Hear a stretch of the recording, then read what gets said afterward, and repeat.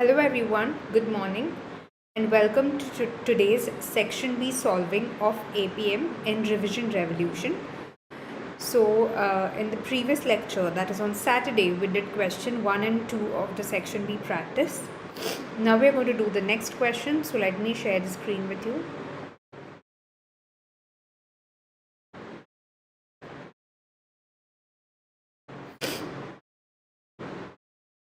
Okay, so this is the next question that we have.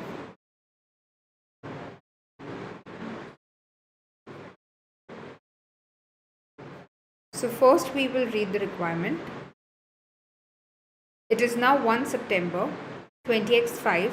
You have 5 marks for professional. So the actual content is having only 20 marks. Okay, so this is having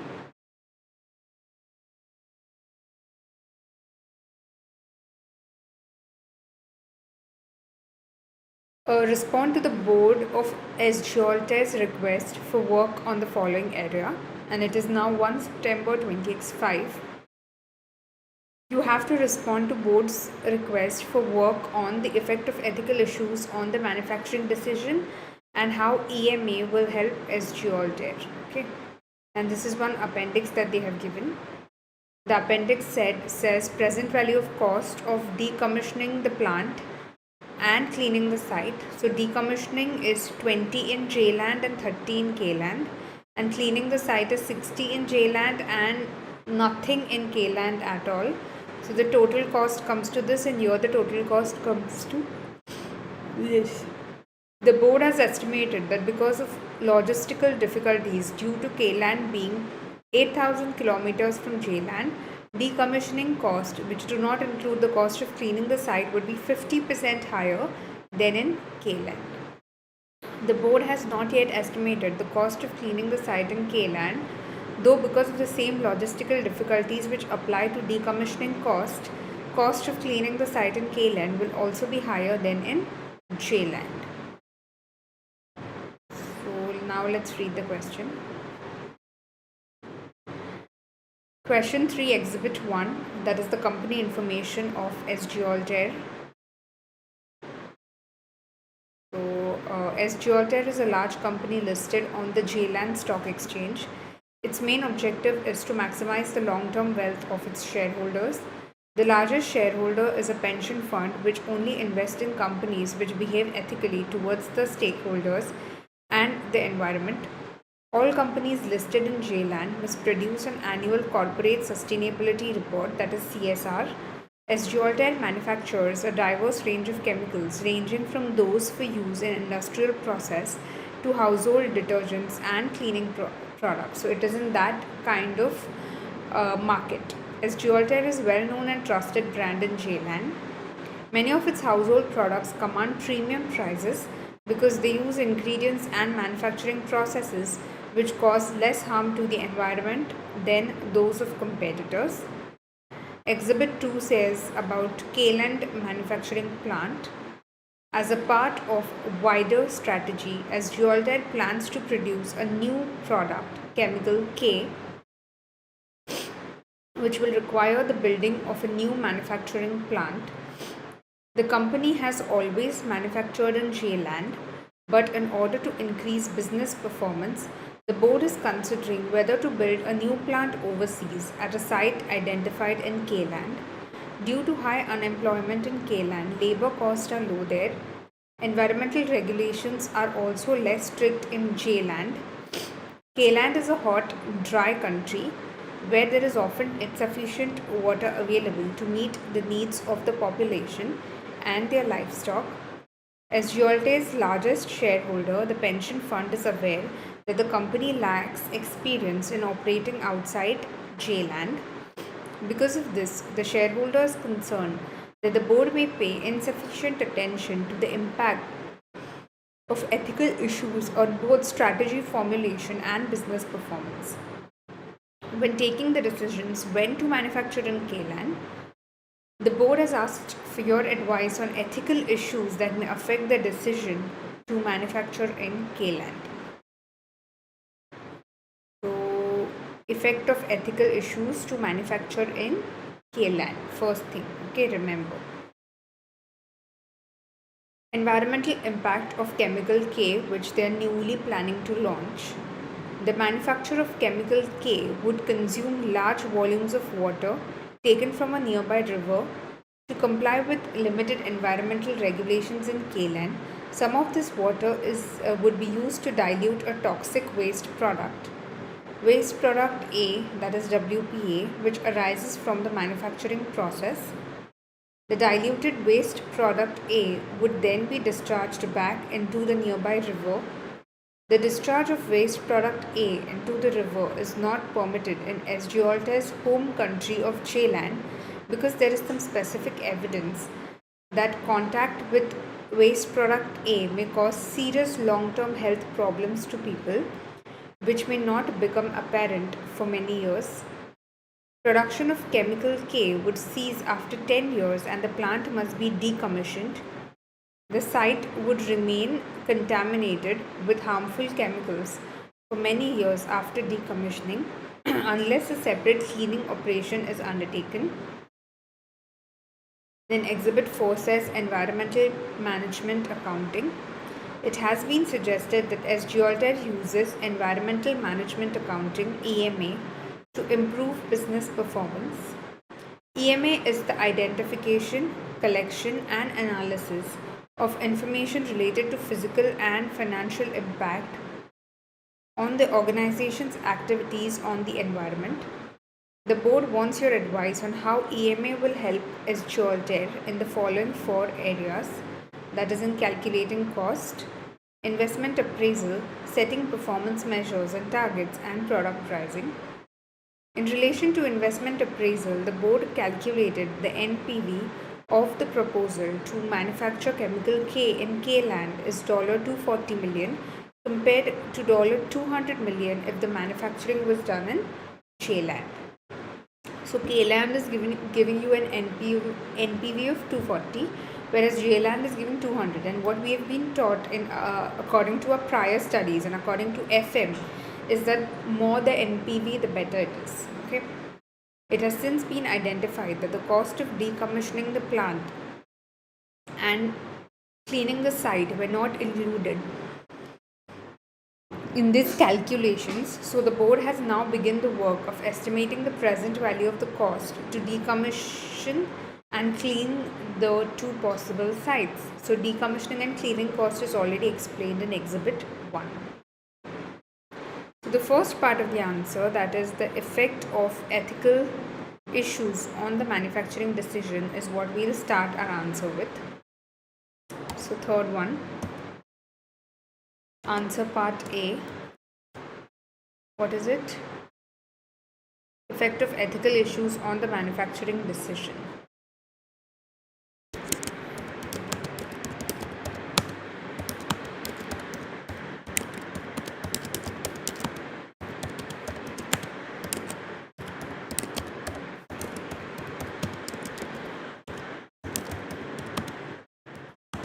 Effect of ethical issues on the manufacturing decision.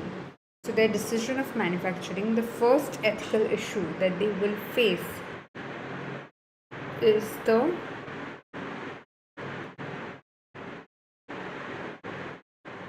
strategy formulation.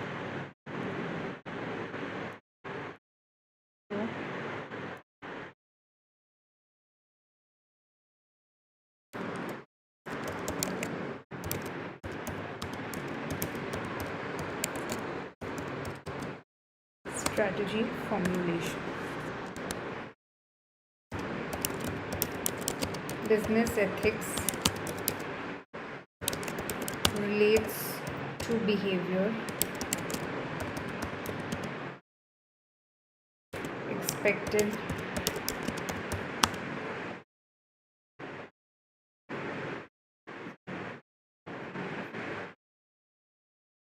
society.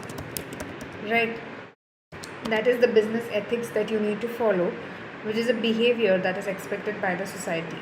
But it's not told by any law, it's your behavior. So in general also in your life, the way that you need to behave is not written anywhere. It's the unsaid rule that you have to be kind to everybody. You should not the people who are not at your level of the job, they're doing the work for you, like your house help or something, you need to be kind to them. Now this is not written somewhere in some book or in some journal, but this is the general common sense or the general ethics that the society expects you to follow. If somebody is working for you, you need to be a little kind. So that's not written anyway. Similarly, whenever you're doing a business, the ethics towards the society, nobody's going to tell you about that, but that's pure common sense that it's not a law which is compulsory, but it is a behavior that is expected by the society.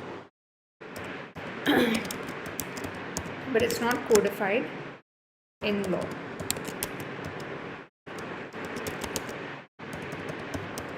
Developing strategies which demonstrate high standards of ethical behavior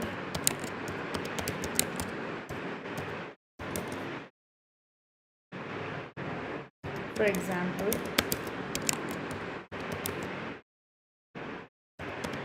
towards the environment,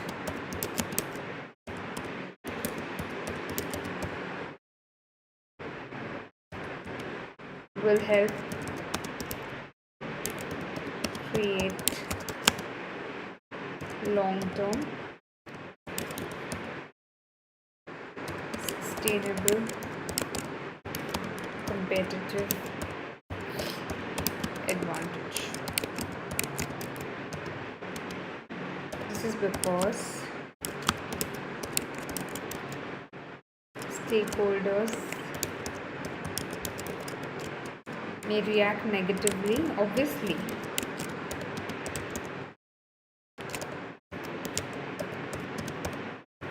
to poor ethical behavior.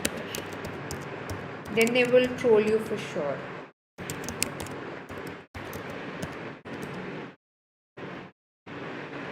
For example,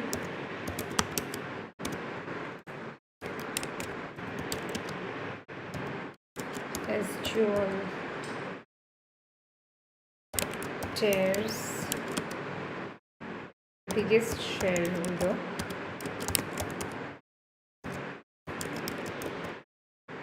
only invests in ethical companies.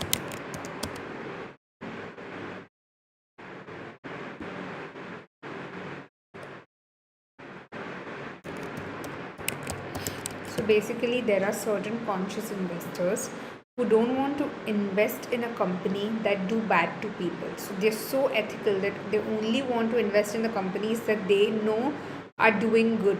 They're doing good for the society. They're doing good for improving the villages. They're doing something for the education of children who cannot afford education. So some shareholders only expect and only want to invest in such companies because they want to be a part of this good drive which is conducted by the company at large. Okay, this stakeholder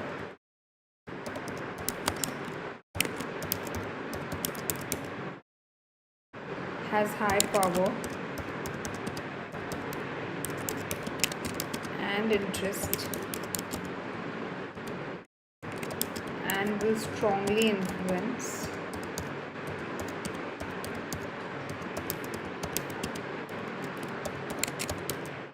strategy formulation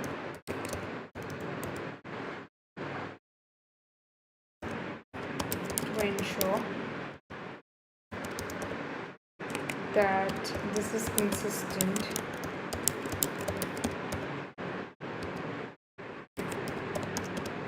with its own principles and objectives. And if the person is good, if the person has high qualities and all of that, he will also want to invest in a company with similar qualities. It is very unlikely that the person is bad and he'll invest in a good company, or the person's values are different and he'll invest in a different company. Because every time you will select a company based on your own values. If you don't understand the values of a company, you will not invest. Unless and until that values mean something to you, you will not invest. Ultimately,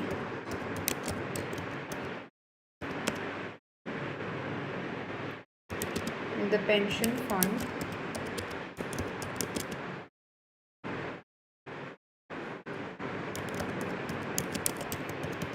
could sell all of its shares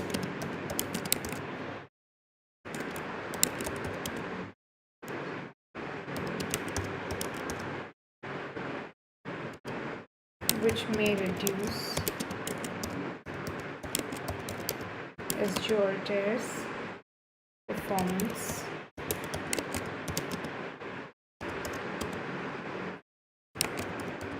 by making it harder to raise finance.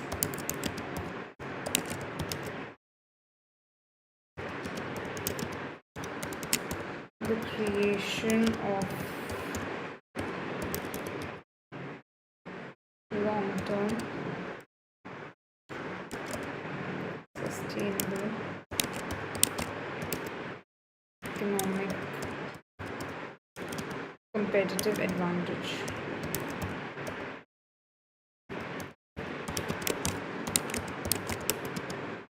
is consistent with Gibraltar's main objective. And what is the main objective of any company? Which is to maximize of any company the long-term wealth of its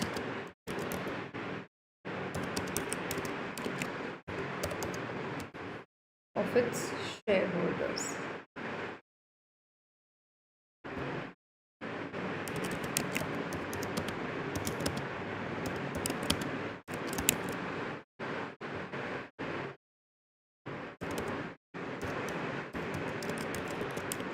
This is the main objective that any company might have.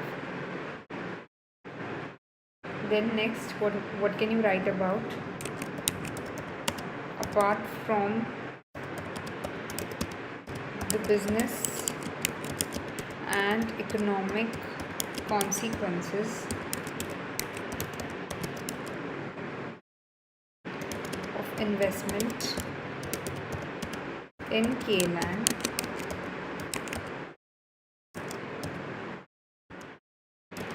ethical issues also need to be considered.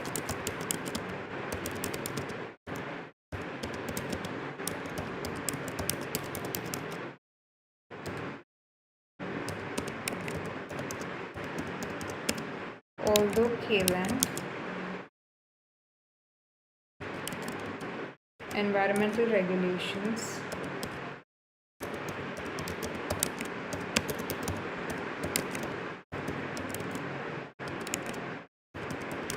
allow the discharge of WPA, that is waste product A, I'll just write it in capital, which is WPA, into rivers. Is it ethical, you tell me? They are discharging it into the river and it is having long-term health benefits on people. So it would be clearly unethical.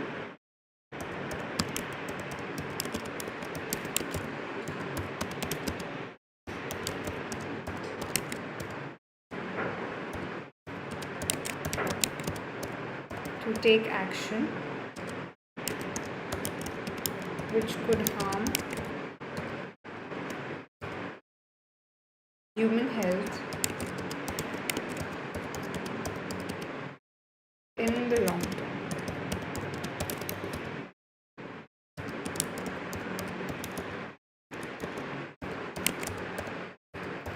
Significantly,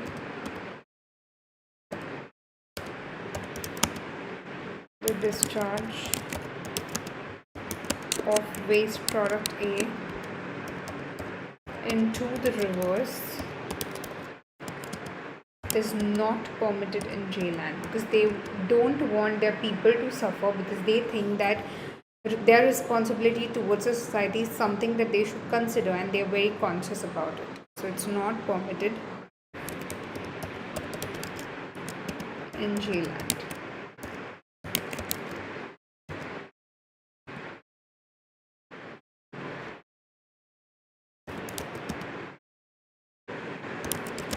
The use of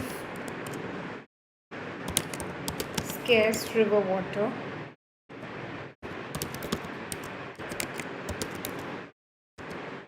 to dilute waste product A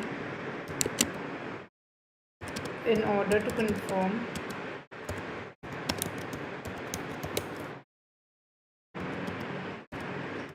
to K-land's limited environmental regulations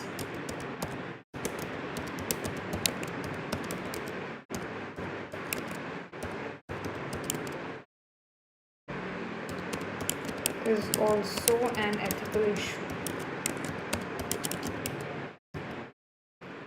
because you're diluting your waste product A into the river water in order to conform to the K-land's limited environmental regulations is also an ethical issue, because it is having a long-term effect, it is having a long-term impact on the people.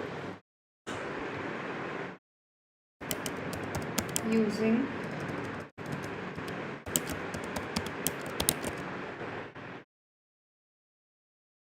scarce water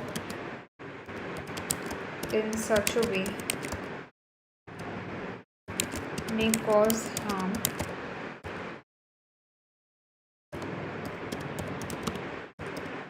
to the local population and their livestock. So sometimes what happens, these big companies have a lot of say into the society. They have a lot of people know them, but general public who's getting affected are normal common people and nobody knows about them. So if the environmental regulations are not strong enough in that company, the people are getting affected. And when the people complain, nobody listens to them, because first of all, the company is at a higher level, they have a lot of money, they can hire big lawyers, and they can just close people in a box and shut them up, because people have no say. People are very helpless. The common public is very helpless, because first of all, to make an allegation against a very big company is a very big thing, and you all might have normal practical example around yourselves also about the same.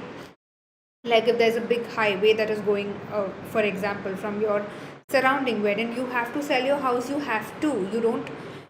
common people don't have that much say that they can fight off with the government. When the company is so big, they have access to good lawyers, they have a lot of money with which they can hire the best facilities. So the general public falls very weak. Even if all the people of that village come together, they cannot do anything, because things are very expensive to hire a lawyer to make a case on the company. And who's going to pay for it? All the people, but they're salaried people.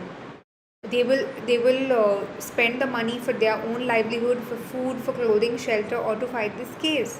And when this case goes bigger and bigger, you have to spend more money. So people avoid all of this, and therefore it may cause harm to the local population and the livestock, and the people can do nothing about it because they're helpless. Even if they want to do something, they're very helpless. Okay, so they have just one option, is to live with it, to live with the diseases that are occurring, to live with all of that, and it's just going to affect them. They cannot relocate themselves, because obviously relocating is not that easy. You have to leave the entire place and relocate somewhere else. For that you need a lot of money, and people generally, the common public is not very rich. If they were, then they would stop the company from doing so. So it is ultimately that circle is going to affect the general public, which is going to be affected. Okay. The board has not yet estimated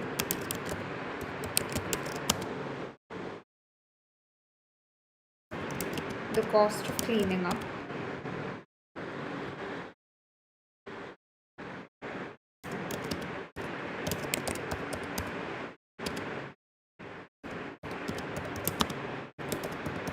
the proposed site at Kalen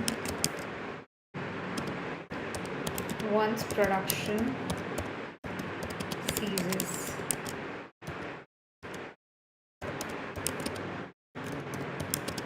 This could be a deliberate strategy as the board could think this is unnecessary.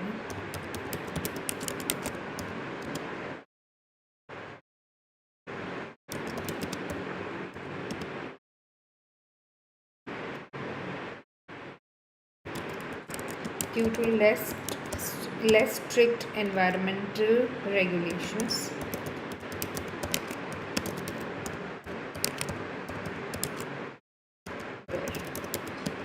So basically the board has not yet estimated the cost of cleaning up the proposed site at KLAN, because KLAN doesn't have that strict rules and regulations. So the rules and regulations are very less strict there.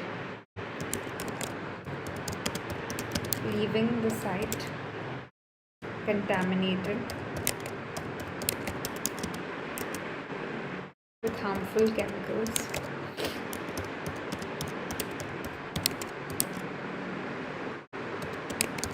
After decommissioning the plant,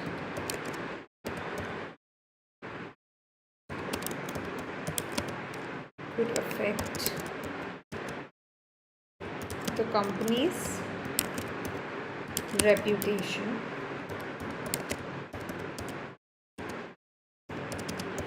in the long term and is unethical. Now you tell me, even if it is not a requirement of KLAN, or even if it is not compulsory by KLAN to have strict environmental regulations, but if you are having a site in KLAN which is not strict also, you have to clean up the site after you are done. You cannot leave the site contaminated just because there are no rules and regulations. If I go to eat in a restaurant and there are no set rules and regulations that, not restaurant, maybe a street food vendor, and there are no rules and regulations regarding the dirt, how it is to be managed, I cannot eat in a plate and just put the plate down and go, because after me somebody is going to come to eat there. So I cannot contaminate the place even if there are no set rules, because ultimately it is going to affect my reputation. So if there is somebody who is selling something on the road, you eat it, you have to put it in the dustbin, which is maybe a little far or wherever. And if there's no dustbin, maybe you can ask the person that where to dispose this waste, because you cannot just put it down and go just because you are done eating. You have to think about somebody who's going to come after you to eat it, because if the person before you had done that, then you would have felt dirty. So after you're done, you cannot do that. Even if this is not said, it's an unsaid rule to clean your own contaminated waste. Okay, because it is unethical not to do so. Conversely,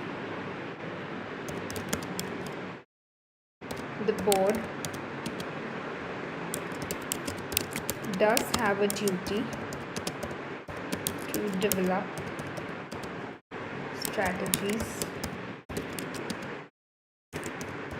which benefit internal stakeholders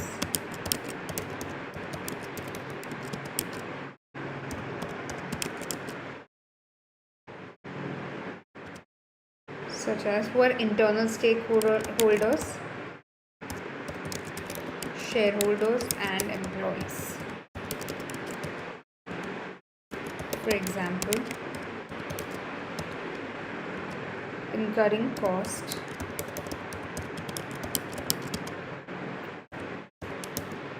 to find safe ways of disposing WPA, that is waste product A, which could eventually turn out to be harmless, because you can design safe ways to dispose your waste product A, which could eventually turn out to be harmless and could reduce long-term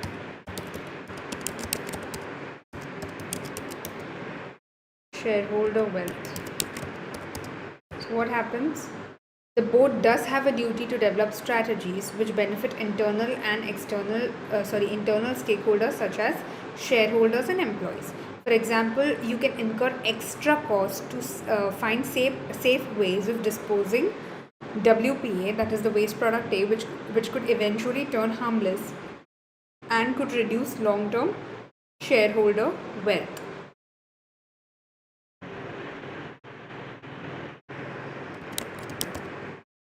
Also, while many employees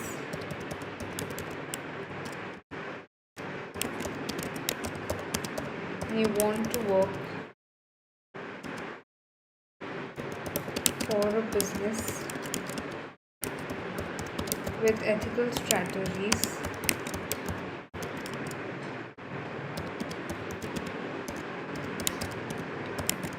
the financial cost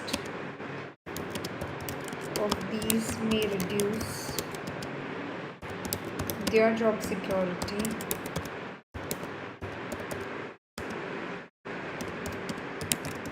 by making the business less profitable. So this is conversely what the board can do. Now this was regarding the point of strategy formulation. Now the next point that we have is business performance. So regarding business performance, what can be said? And this is also connected to the poor ethical behavior that the companies follow. So poor ethical behavior can have big impact on SGLT's reputation,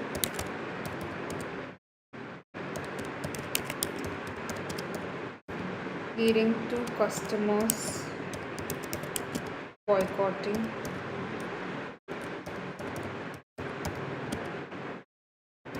its products and a reduction in financial performance.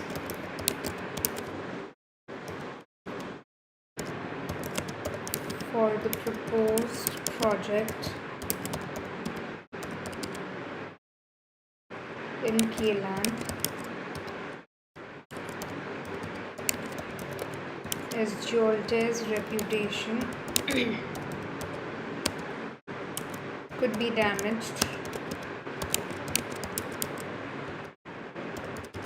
in the short term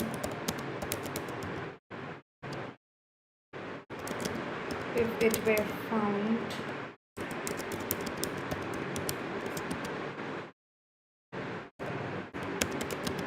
to be paying local workers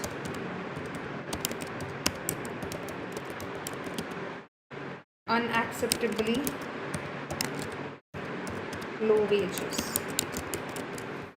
So poor ethical behavior that the companies normally do can have a big impact on the society. The companies might not even realize it, but people will literally judge the companies based on their ethical behavior, and it is going to reduce their financial performance. Kielan mein what is there is people are very poor, there's a lot of poverty, so the wage rates is very less because people are not having jobs. So at any rate that you offer them, they're ready to work. But this is going to damage SGLT's reputation because they're making the work getting done in low wages, which is unacceptably low wages. In the short term, it's going to damage the name of the company only, because SGLT knows that it is a low wage, still they are paying that low wages to get their work done.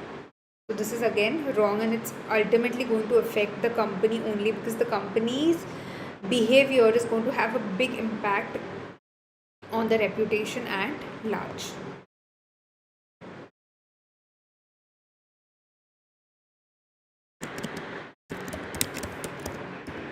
A strategic decision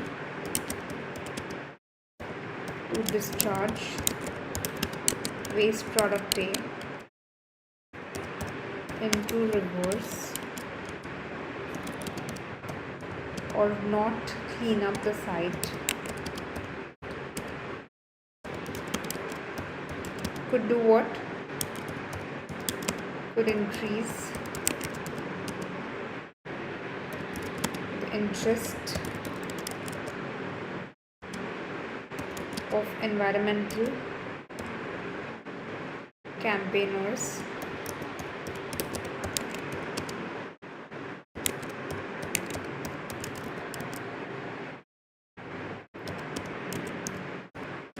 who may join forces with other stakeholder groups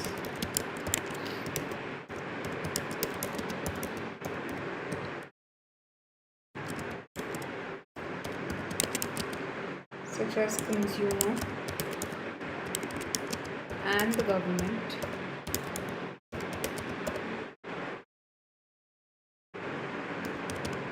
in order to increase their power.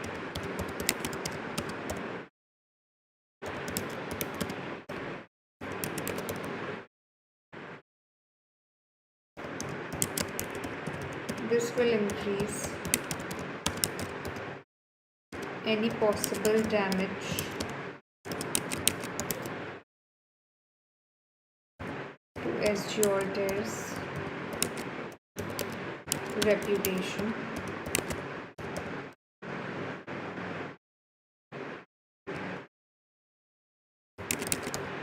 and managing these groups will incur, because these groups are sometimes very, what you can say, like they're very harsh, they're very unmanageable, they're very, in anger because there's a lot of damage that is happening to the environment. They are, they're fuming. So to manage these groups also will incur a lot of cost and time.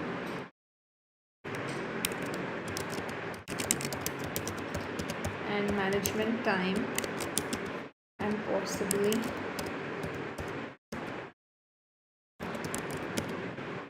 risk fines and penalties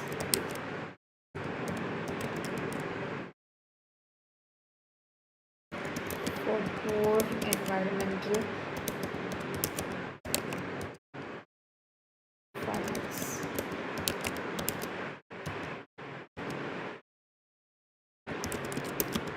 These costs could, in the long term,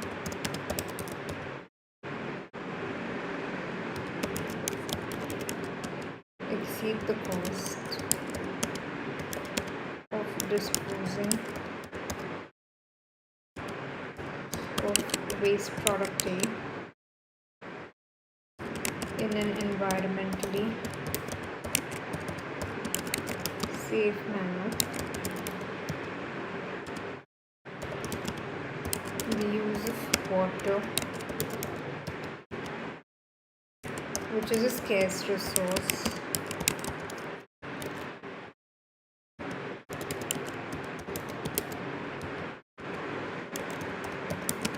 could also increase the interest of environmental campaigners.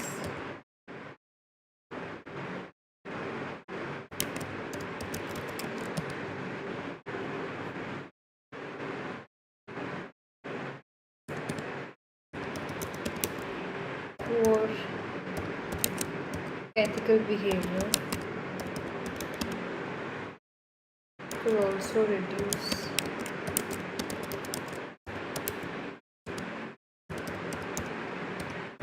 long-term financial performance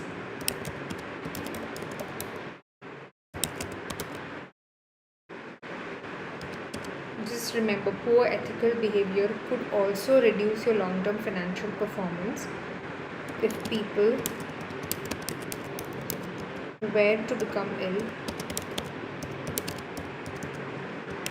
as a result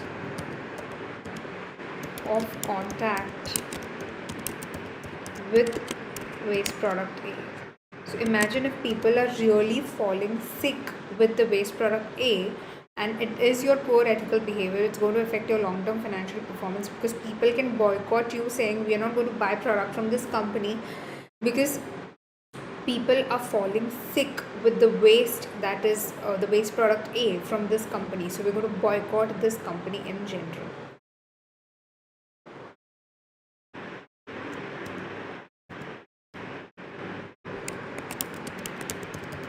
As well as the impact on reputation,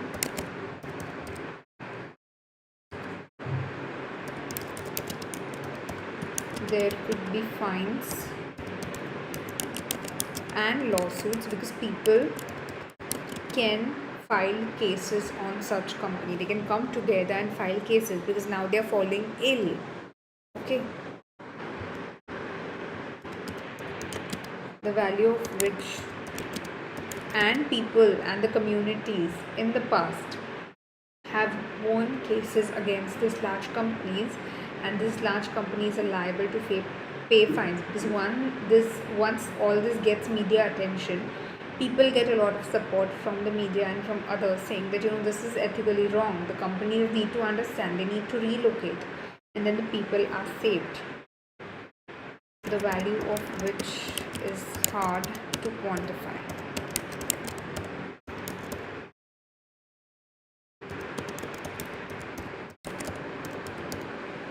Formulating an alternate strategy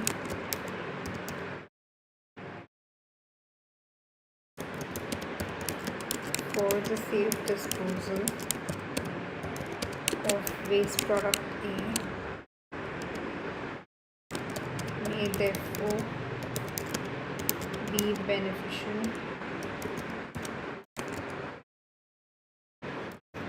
to long-term performance,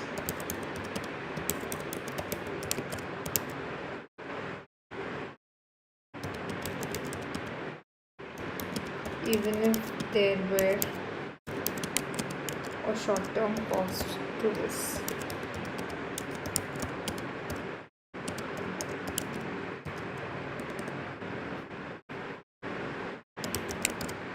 Behaving ethically. If the business decides that I'm going to close down on all the unethical ways, and from today I'm going to behave ethically. So obviously when you're behaving rightfully, you're behaving ethically, there are certain positives to it.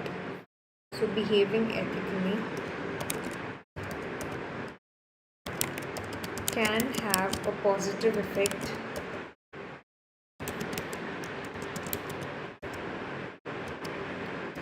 on business performance. For example,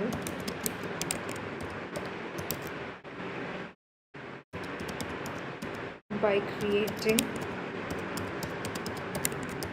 brand loyalty.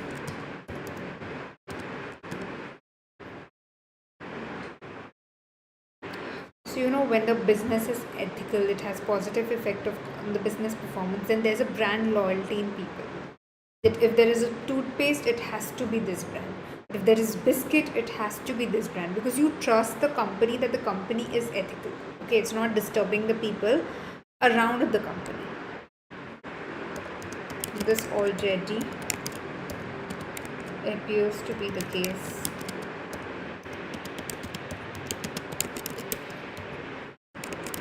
as Jolter is a well-known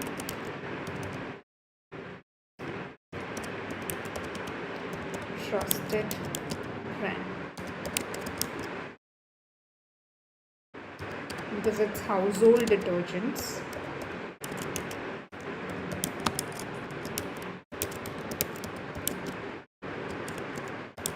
and cleaning products.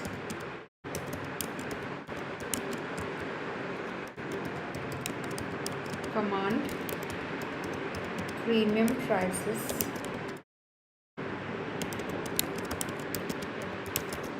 because they use ingredients and processes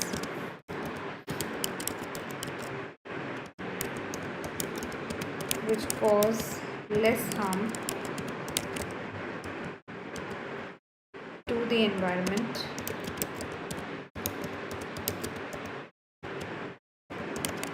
than those of competitors. So it's a well-known trusted brand because it's environmental friendly, it's eco-friendly. If you read in the question, it causes less harm to the society than others. If you read it here,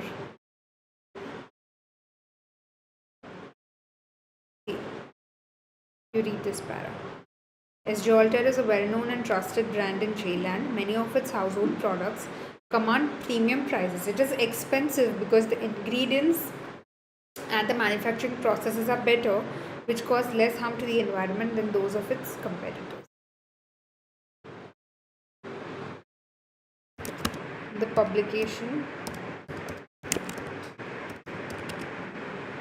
of the annual Corporate Social Responsibility Report will communicate how ethically Altair behaves towards a wider range of interested stakeholders. Okay, the publication and the annual corporate social responsibility report will give people an idea of how the company is. This corporate social responsibility report is a report that company gives to the general public that these are the things that we are doing for the general public. So it's going to give us a insight into what the company actually does. The stakeholders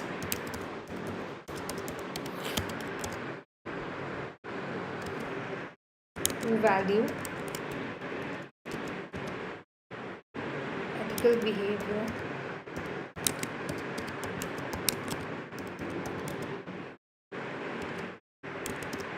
will react positively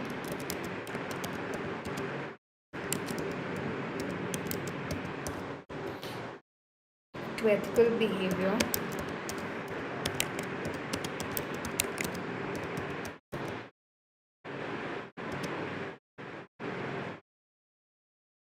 by Altair.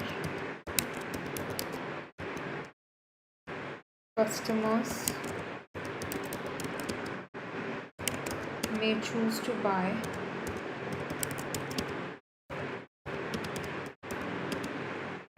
its products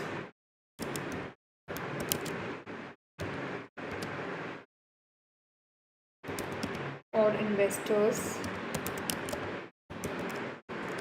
to buy its shares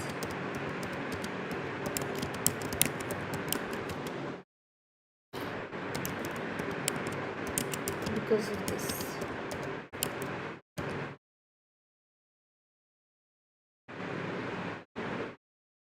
So this is regarding the business performance. So strategy formulation is done, business performance is done.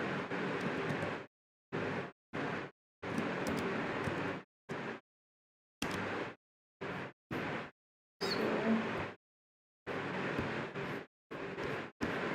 this is the effect of ethical issues on the manufacturing decision. Now what we have to do is how EMA will help Altair.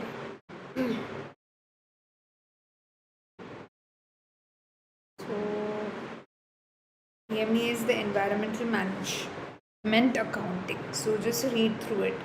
It has been suggested that Altair uses environmental management accounting EMA to improve business performance. EMA is the identification and collection and analysis of information related to physical and financial impact of an organization's activities on the environment. The board wants your advice on how EMA will help SGLTER in the following 4 areas: calculating cost, investment appraisal, setting performance measures, and product pricing. So this is the next requirement basically. The board wants your advice on how EMA, that is Environmental Management Accounting, will help SGLTER in the following 4 areas. And the points are also given to you. How will it help it in calculating cost? How will it help it in investment appraisal? How will it help it in setting performance measures and targets? And how it will help it in product pricing? So let's answer that. I'll just read this once. In relation to investment appraisal, the board calculated the NPV of the proposal to manufacture chemical K in K-land is $240 million compared to $200 million if the manufacturing was done in J-land. It has since been identified that the cost of decommissioning the plant and cleaning the site were not included in these calculations. So the board has now begun the work of estimating the present value of the cost to decommission and clean the possible sites. And this is the appendix which says decommissioning in J-land is 20 and cleaning is 60. K-land decommissioning is 30 and cleaning is nothing. Then the board has estimated that because of logistical difficulties due to K-land being 8,000 kilometers from J-land, decommissioning costs, which do not include the cost of cleaning the site, would be 50% higher in J-land.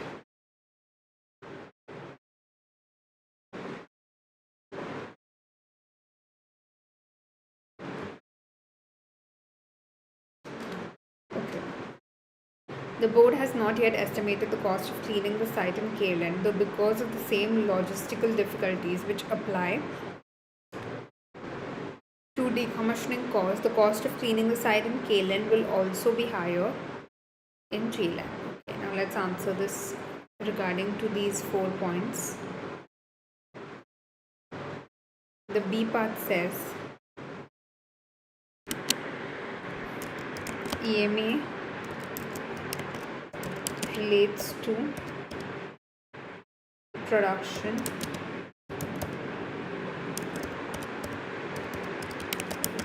and analysis of financial and non-financial information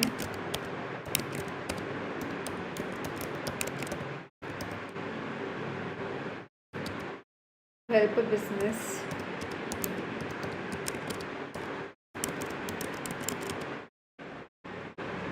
identify environment related costs and manage its performance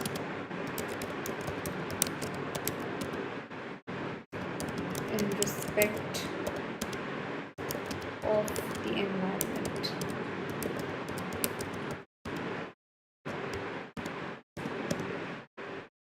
The first point that we have here is on calculating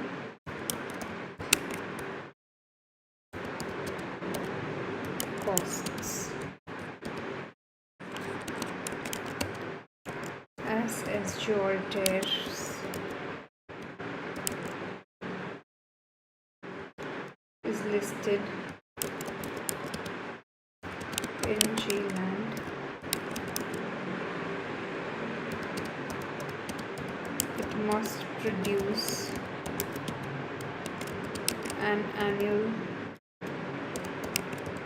corporate social responsibility report which demonstrates its performance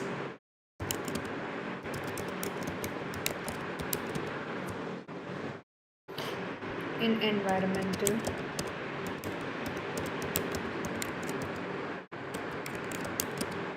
and other social and ethical matters. The company will need to measure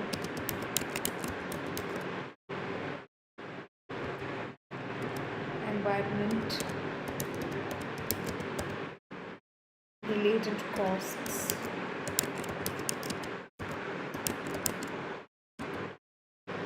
Compile this.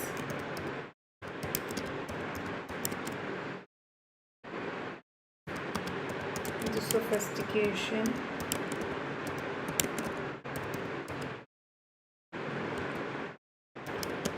of the company's information system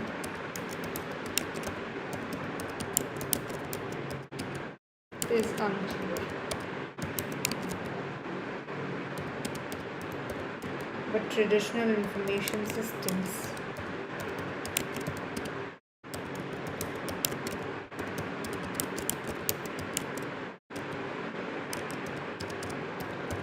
do not capture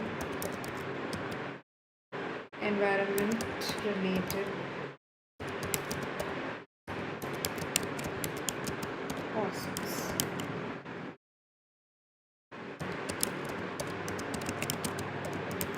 Such as the cost to dispose of waste product A, which may be hidden in overheads.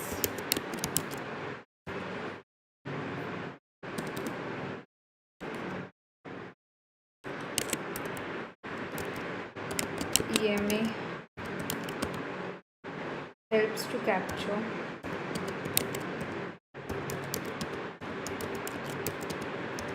these hidden costs as well as contingent costs. For example,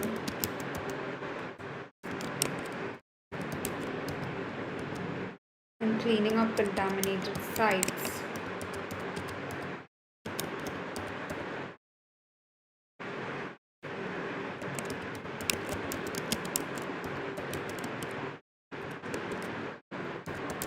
after production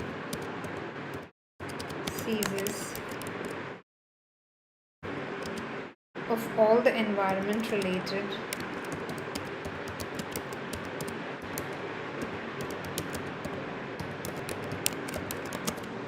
costs, the reputation and relationship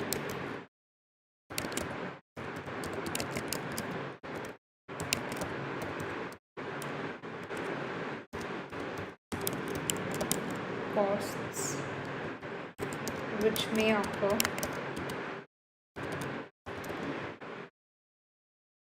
for example,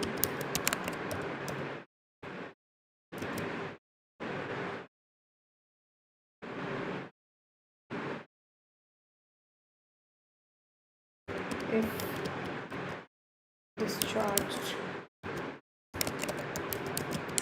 waste product A harms the health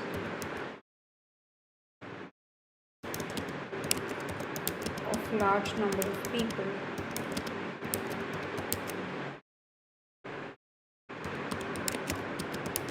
may be the largest cost.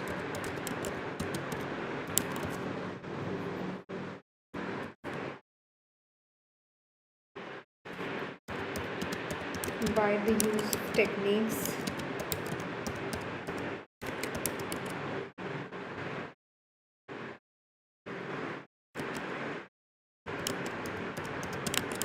such as environmental ABC means what? Activity based costing.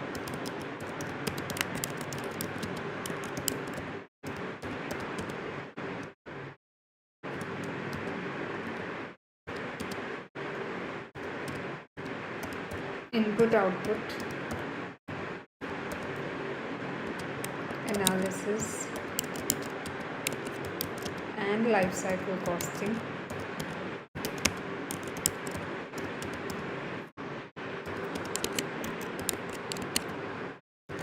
AMA can be used to develop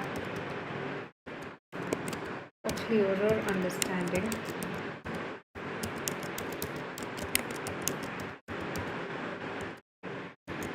of costs, particularly environment-related costs.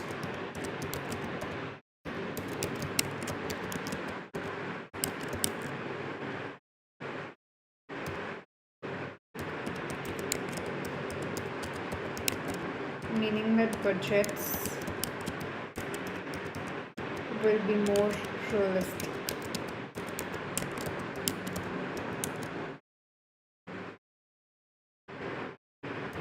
And this will make them more useful for planning purposes.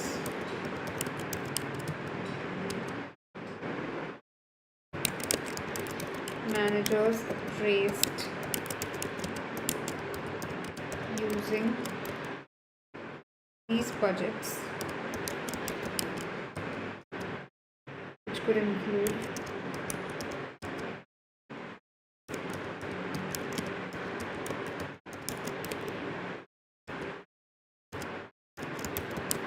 budgets specifically relating to environment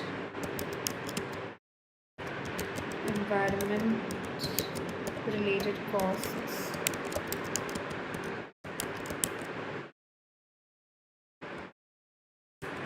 which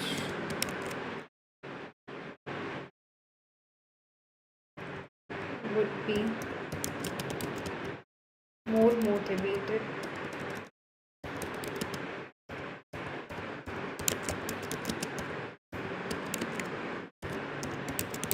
to achieve any targets set.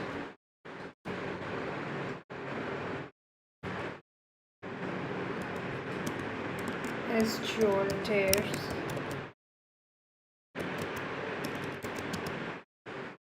may have to invest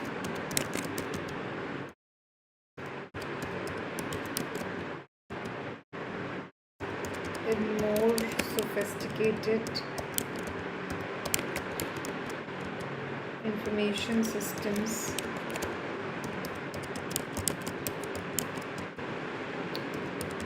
in order to capture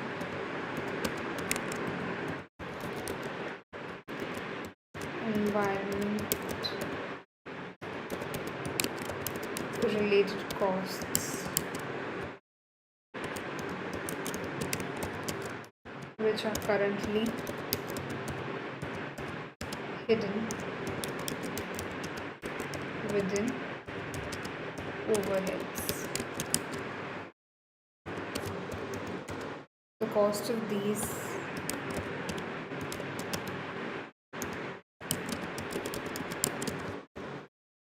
needs to be compared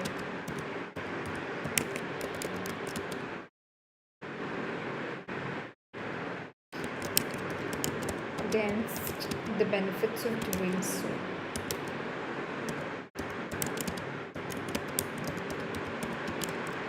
That is basically what a cost benefit analysis. Yes, so that was regarding the first point, which is calculating cost. Now the second one we have is what? Investment appraisal. Now before we start with investment appraisals, we take a break of 5 minutes and then we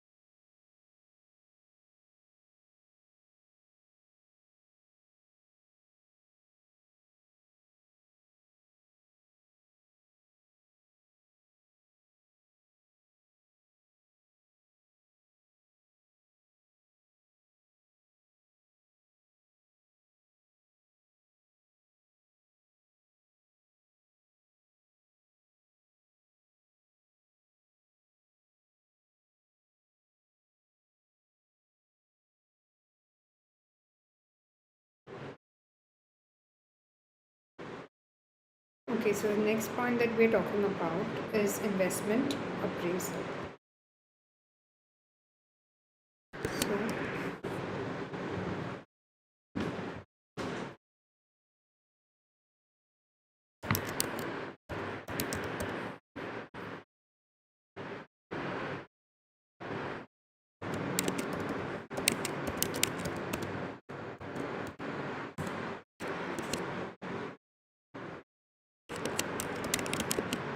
EMA is what? Environmental Management Accounts.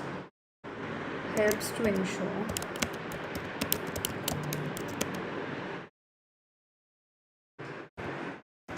that all environmental related costs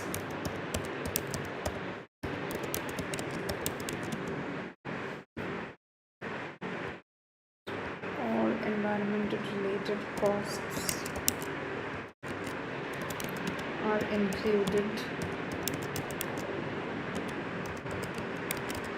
in an investment appraisal. For example,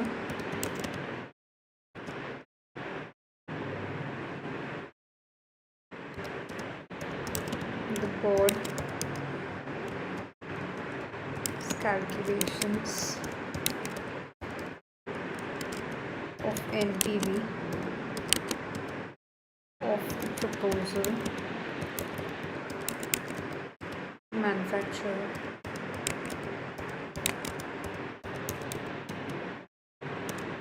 chemical K in either J-land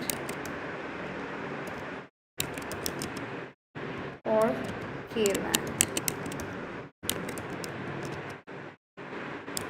did not include estimates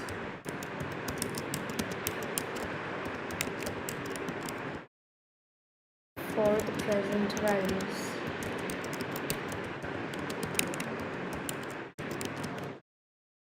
of decommissioning the plant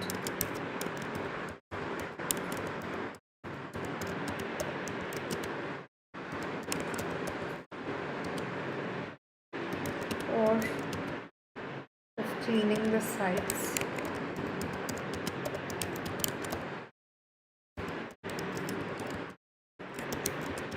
when production ceases.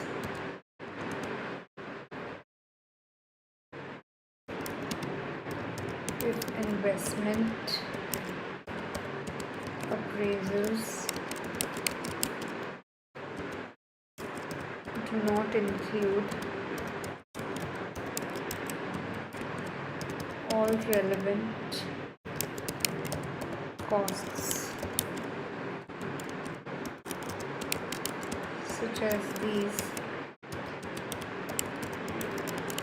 business performance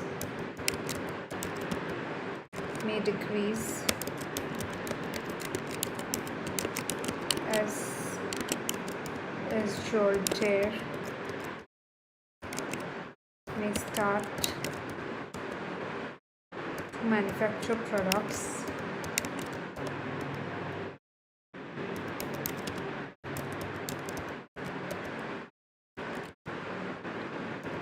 that will have a low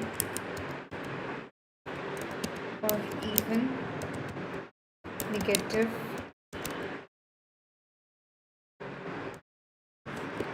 NPV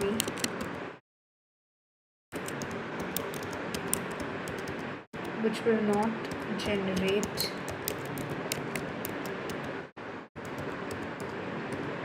long-term shareholder wealth.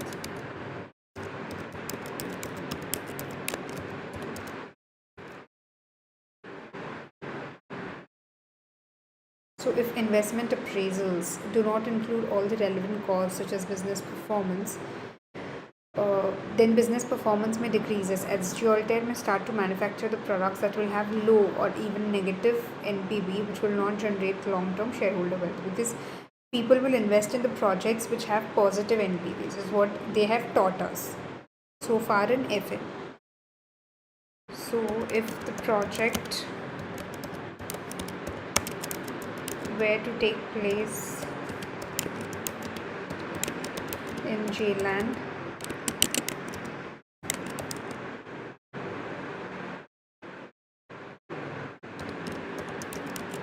these costs would reduce the NPV of the project by 40%. Is what your calculation can tell you. And for this calculation, we have to make a working note.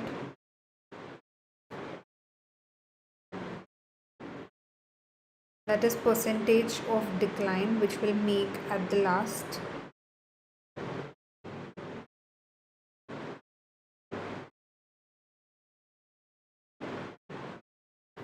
And it will reduce the NPV of the project by 40%, which is a very large amount, and this will be shown in working note 1. So let's do the working note 1 here.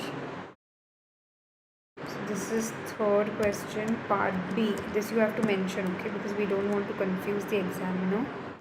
And this is working note 1. So working note 1 is what? NPV of the two possible proposals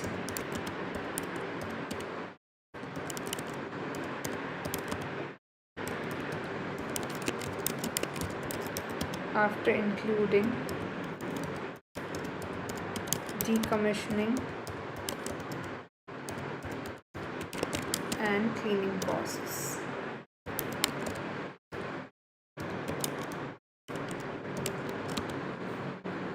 Okay, so we have two companies. We have J-land and we have K-land. And the costs are in dollars and millions. All the costs are in dollars and millions. So the first one is NPV of the project estimated by the board. Then decommissioning cost. Then cleaning cost. Then NPV after decommissioning and cleaning. Then decommissioning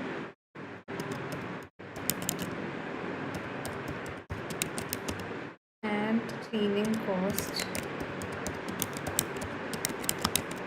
as a percentage of the estimated NPV. Okay.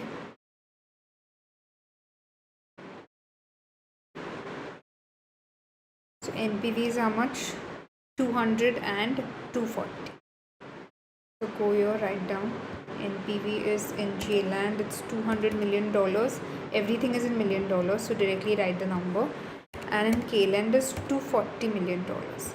And what is the decommissioning cost? 20 and 30 million. So write down. This is the decommissioning cost is always subtracted, so minus 20, and here it is minus 30. Okay. Then what is cleaning cost?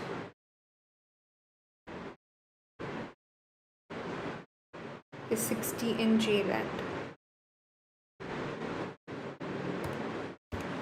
What is the cleaning cost in K-land? It's higher in J-land and it is expected to be 15% higher than in J-land. So is equal to this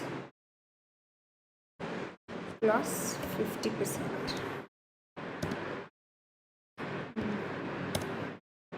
just calculated that. So 60 plus 50% will give you 90.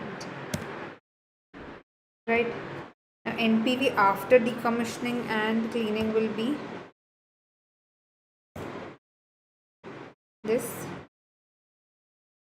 and just drag it so you get your. So now NPV becomes equal. So decommissioning and cleaning cost as a percentage of NPV. So what is the total decommissioning and cleaning for this? 60 plus 70, 80. So is equal to 80 divided by as a percentage of estimated NPV.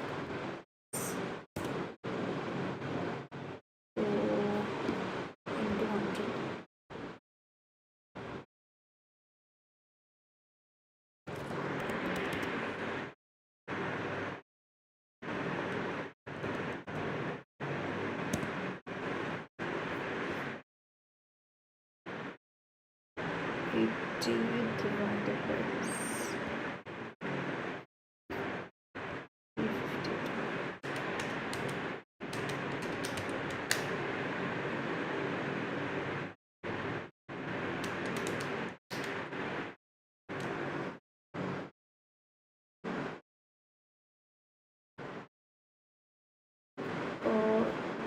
Sorry, this is not NPV. Decommissioning and cleaning costs as a percentage of the estimated NPV. So decommissioning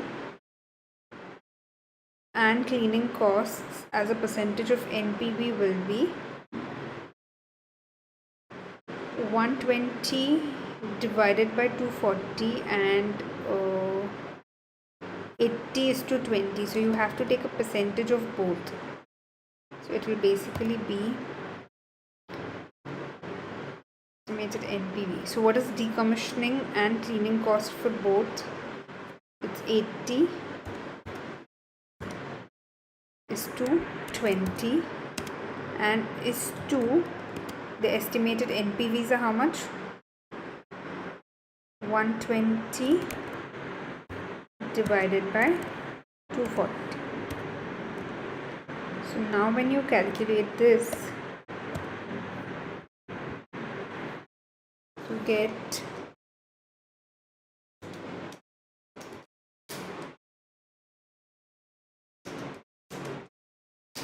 80 divided by 20 is 40%, and 120 divided by 240 is 50%. So this is the NPV after decommissioning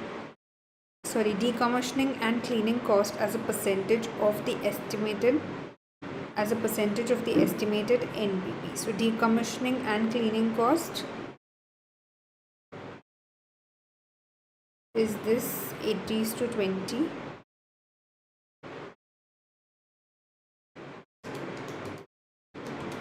and 90 plus 30 is 120 as a percentage of the estimated NPV. And here, how did you calculate the cleaning cost? Cleaning cost is 50% higher than shale.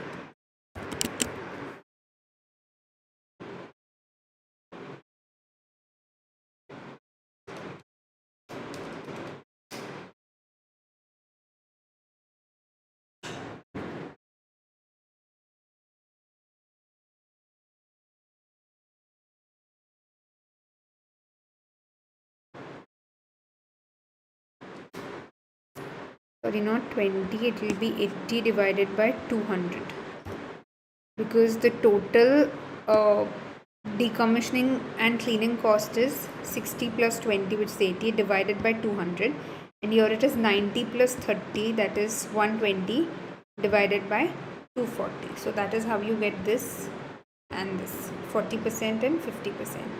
So this is your calculation, I'm just coloring it in a different color so that it is important. Please copy this down if anybody wants to. In the examination, obviously no need to highlight it because I'm just highlighting it just for your understanding. If anybody wants to copy the calculation down, and this part I hope everybody is clear. The total decommissioning and cleaning is 60 plus 20, which is 80, divided by the estimated NPV. NPV is 200. Similarly, 90 plus 30 divided by 240. So please copy it down and see if you have any doubts.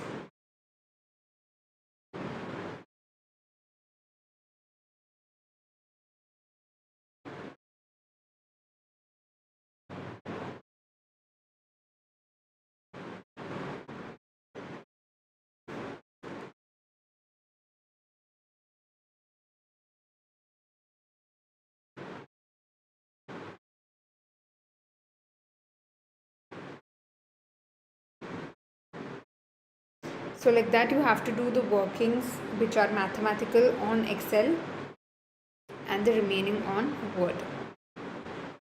Okay, so that is how it's 40%, and which is a large amount.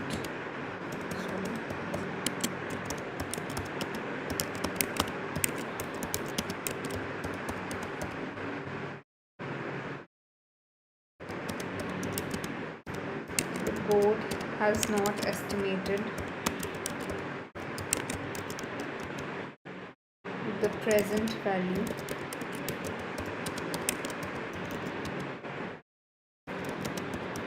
of the costs to clean up the site in K-land. As a result of logistical difficulties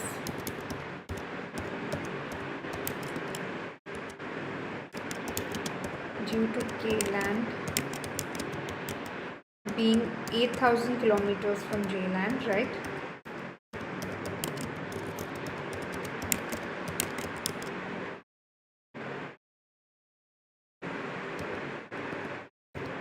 Decommissioning costs would be 50% higher in J-land than in J-land,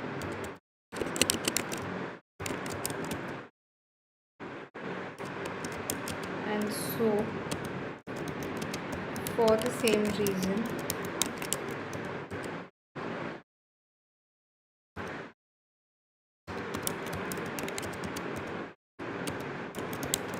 cleanup costs in K-land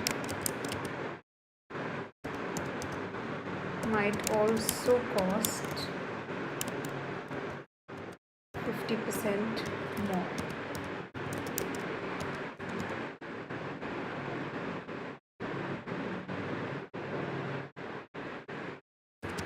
On this assumption,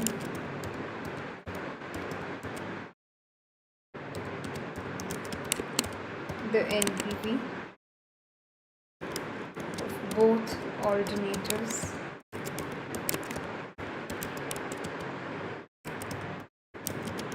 would be $120 million. That is what we got equal, right? Here.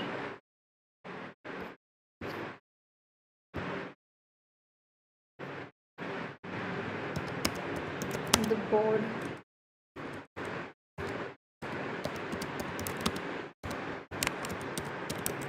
would probably choose to manufacture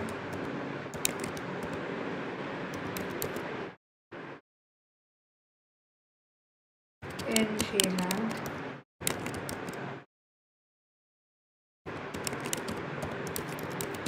as there are lower risks by operating in the home country.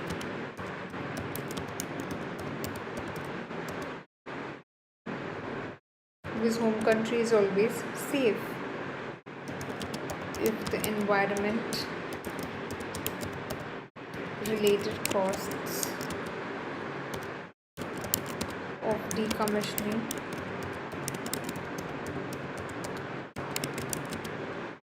and cleaning up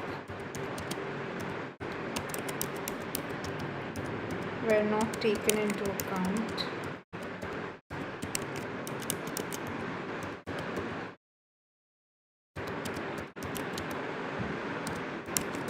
the board may have chosen to undertake the project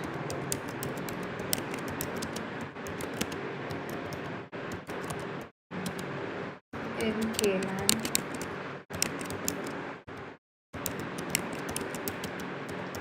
because the NPV of the project was $40 million more, right? That is 240 was of that and 200 was of this.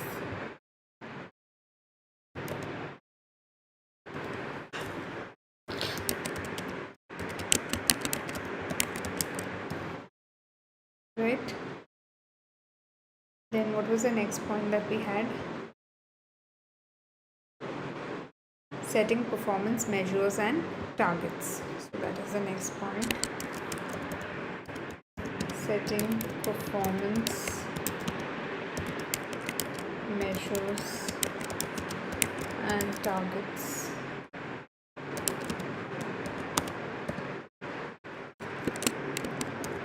Environmental management accounts can be used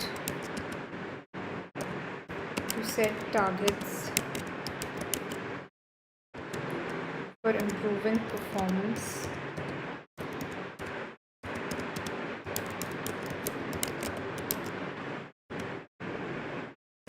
in respect of the environment. For example,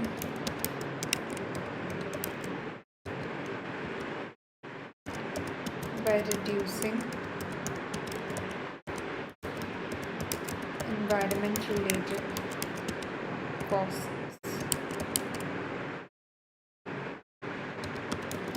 fines, or taxes. This is important as SGOLTER publishes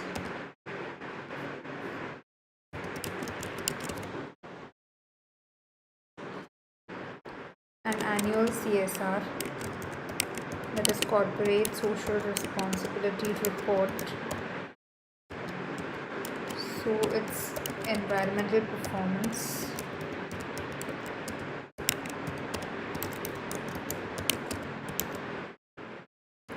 is clear to a range of stakeholders.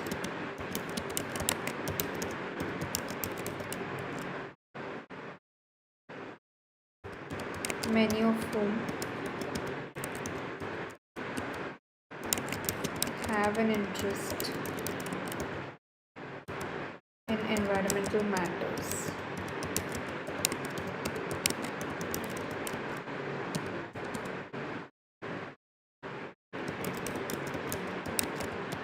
Performance targets could be financial or non-financial. For example,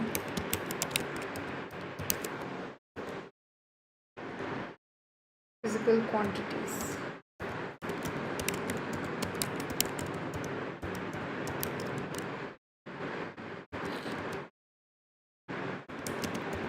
If the production of chemical K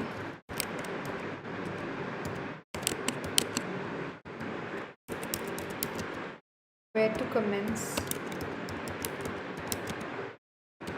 K-land,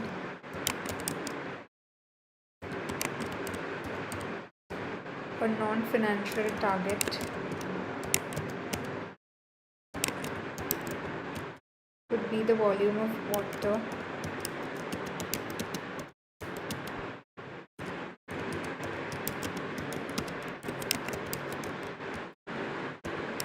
taken from the local river.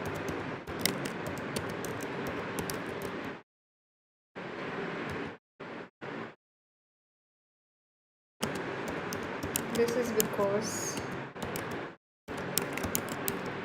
water is a scarce resource, obviously.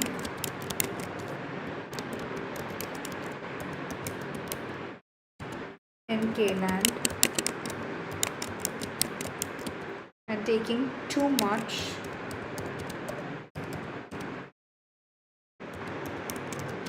of it, just because it's available, you cannot use more than what is designated to you, because then it will harm others.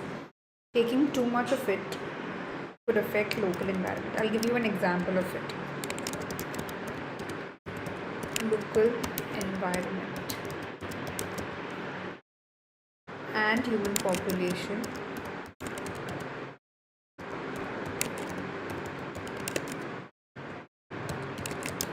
and their livestock. So basically, having pools, that is swimming pools at resorts and all, is normal because they refill those with water that they order via tankers. Okay, so the tanker water which comes from the dam or wherever, and they pay for that water.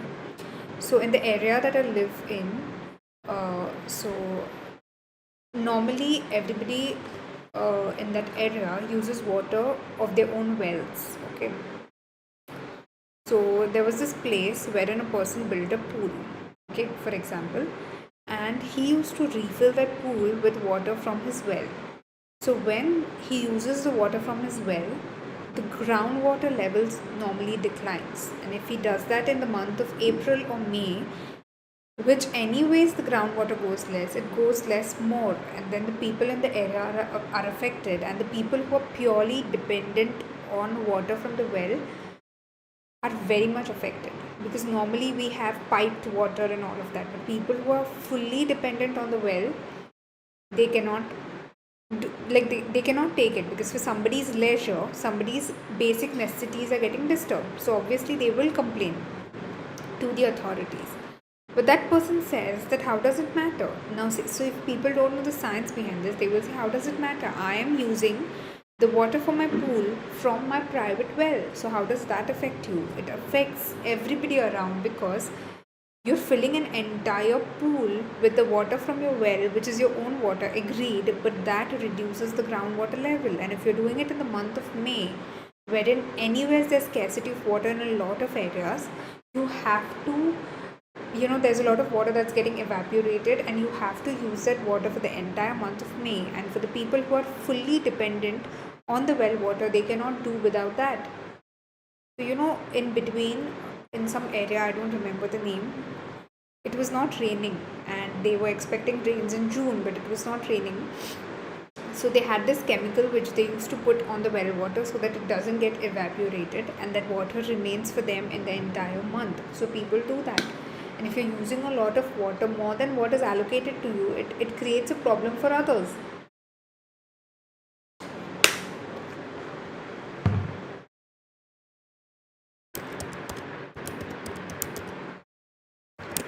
Environmental performance measures could be internal or external.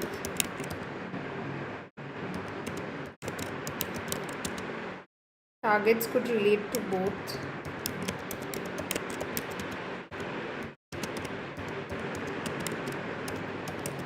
Short-term and long-term performance.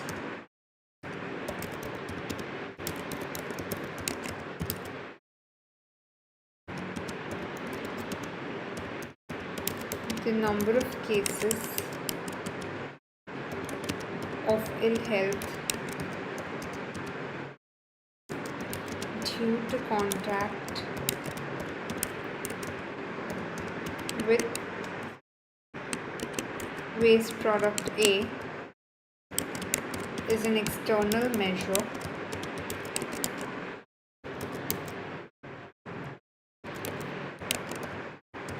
relating to long-term performance.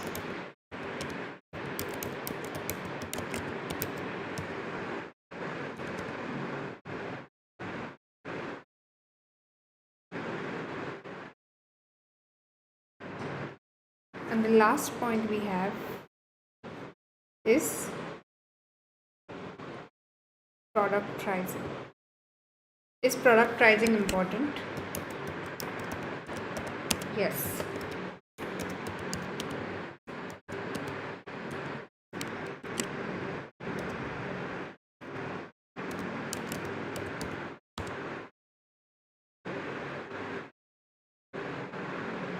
Using EMA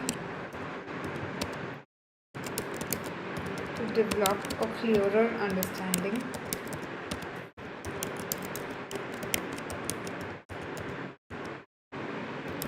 of costs also help as Jolter in setting a price for chemical K.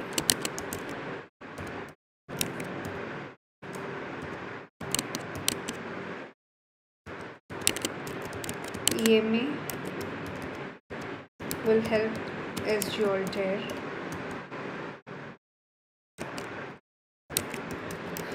to understand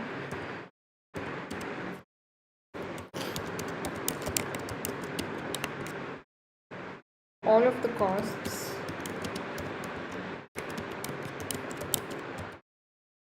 in the product's life cycle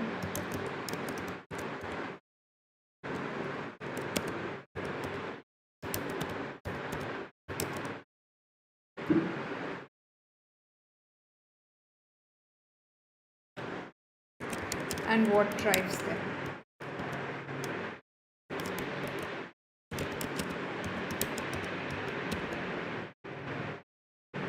These will include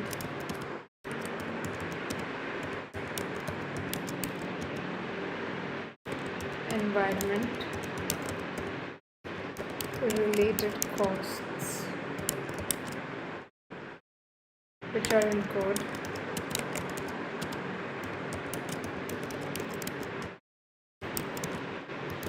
before or after production begins.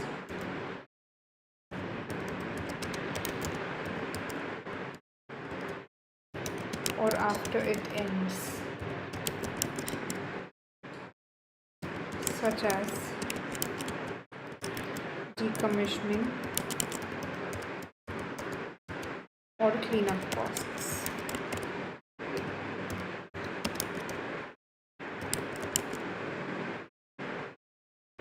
As Jolter can price the product to ensure that all of these costs are covered.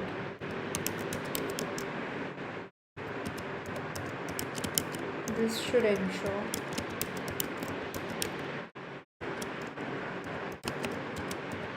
that the company can make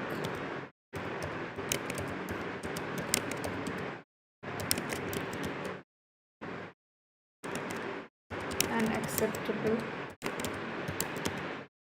profit on the sale of the product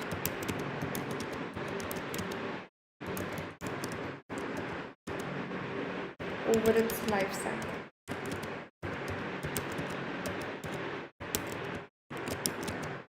And can choose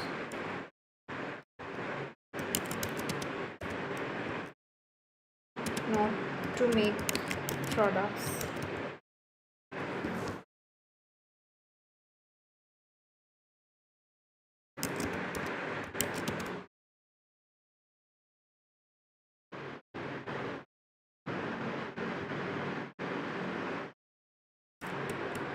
which likely make losses.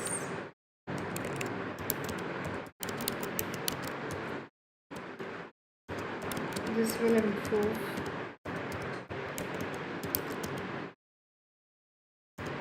long-term financial performance.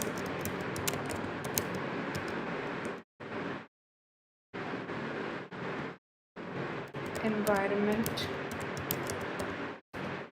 related costs occurring after production ceases may be incurred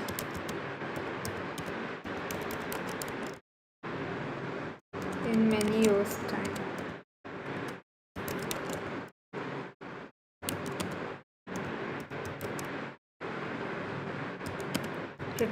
Predicting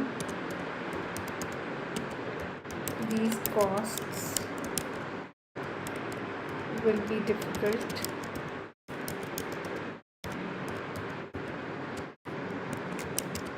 and may be significantly affected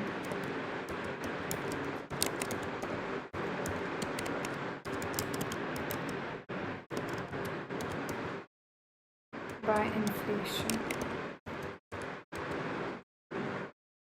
Changes in the cost of capital, that is COC,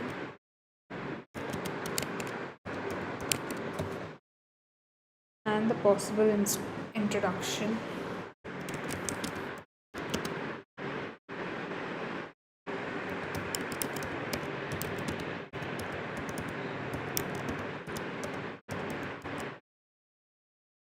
of stricter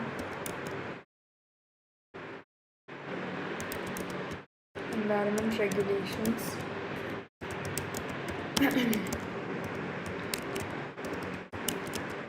in the future.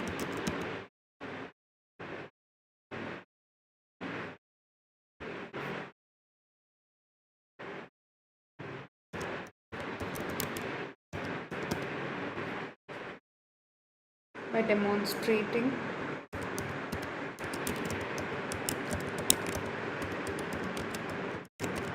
the production of chemical K is made in such a way as to minimize harm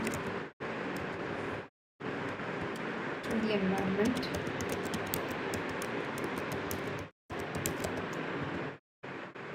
as Giolter may be able to charge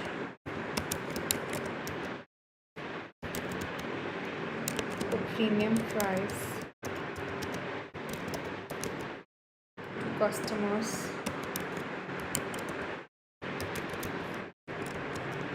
to whom this is important.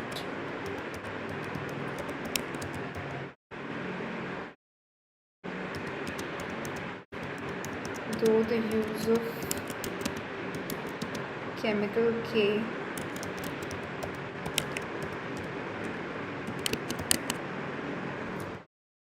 is unclear,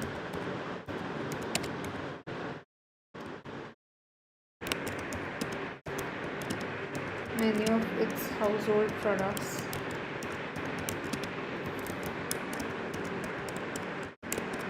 already command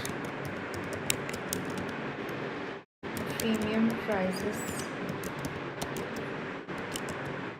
for this reason.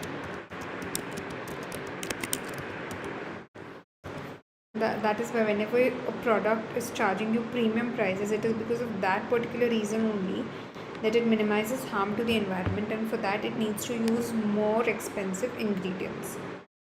So these are the 4 points that we had. So they explained in detail. Please go through this. Till then, I quickly check the comments.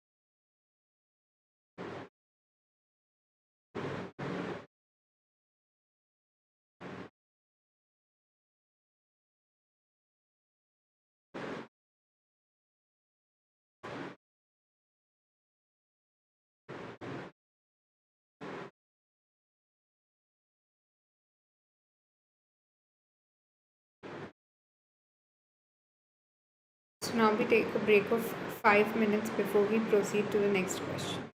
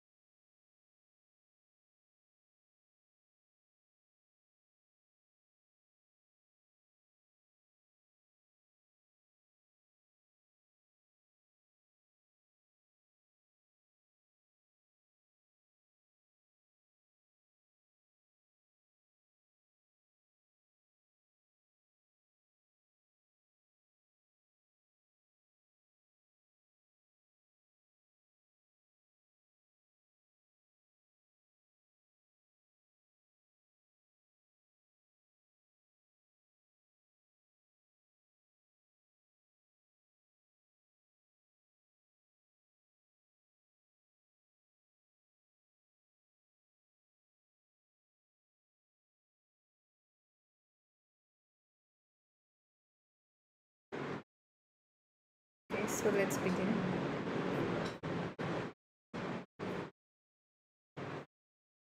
This question is over. The next we have is question 4.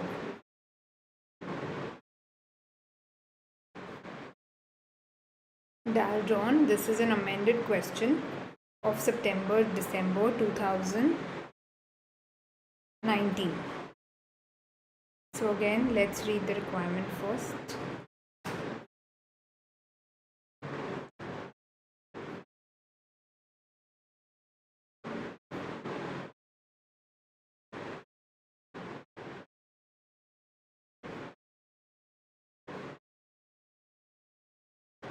It is now 1 September 20x5.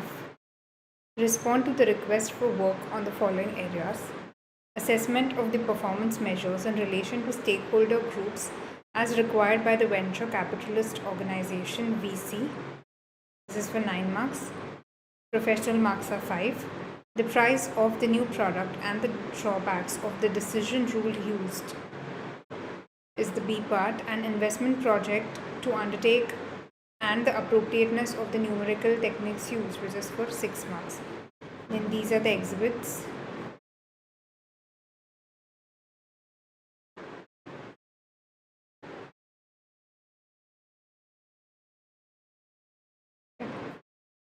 Let's read the question. Daldron. Exhibit 1 is the company information. Daldron is a manufacturer of heavy steel items. It is funded by a venture capitalist organization. Following a period of poor performance, the VC has expressed concern that Daldron board members are focusing too much on their own interest while neglecting the adequately measures and manage company performance in respect of their stakeholder groups. The company has experienced severe cash flow difficulties due to financial losses made on the sale of several new products. These have been attributed to poor pricing decisions, which were the responsibility of the board and have resulted in many employees losing their jobs. Exhibit 2, Key Stakeholder Groups.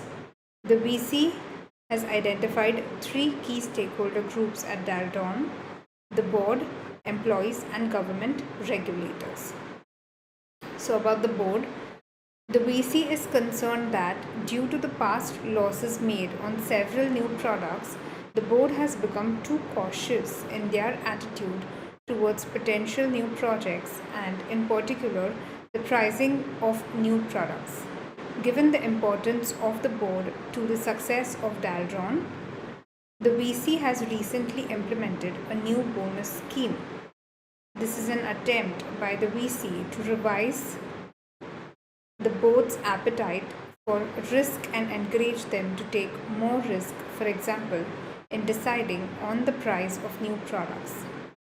Board members will now receive a very large annual performance-related bonus for Daldron's achievement of challenging targets set on the financial performance measures of return on capital employed, which is ROCE. Then regarding employees, the manufacturing process at Daldron does not require employees to have a high level of skill, and so most of the manufacturing employees are relatively low skilled. Other employees in other departments have roles in which can require specific skills and qualifications.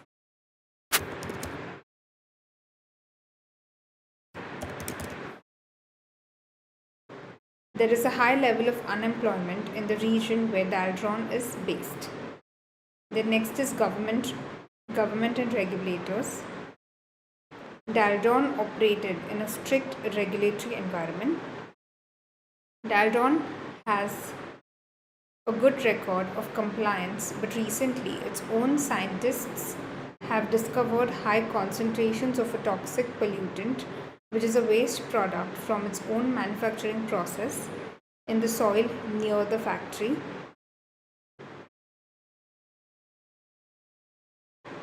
The VC has asked for your advice on whether Daldron's existing measures shown in Appendix 1 adequately measure the company's performance in managing the concern of each of these three key stakeholder groups. Appendix 1 is this.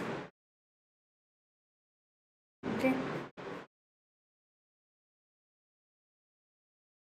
You may justify the use of alternative measures, but the VC wants only one measure for each stakeholder group and is not about the potential difference between measures at this stage. As part of this work, the VC expects you to briefly comment on the power and interest of three stakeholder groups. All three that we just saw. Exhibit 3 is the pricing decision.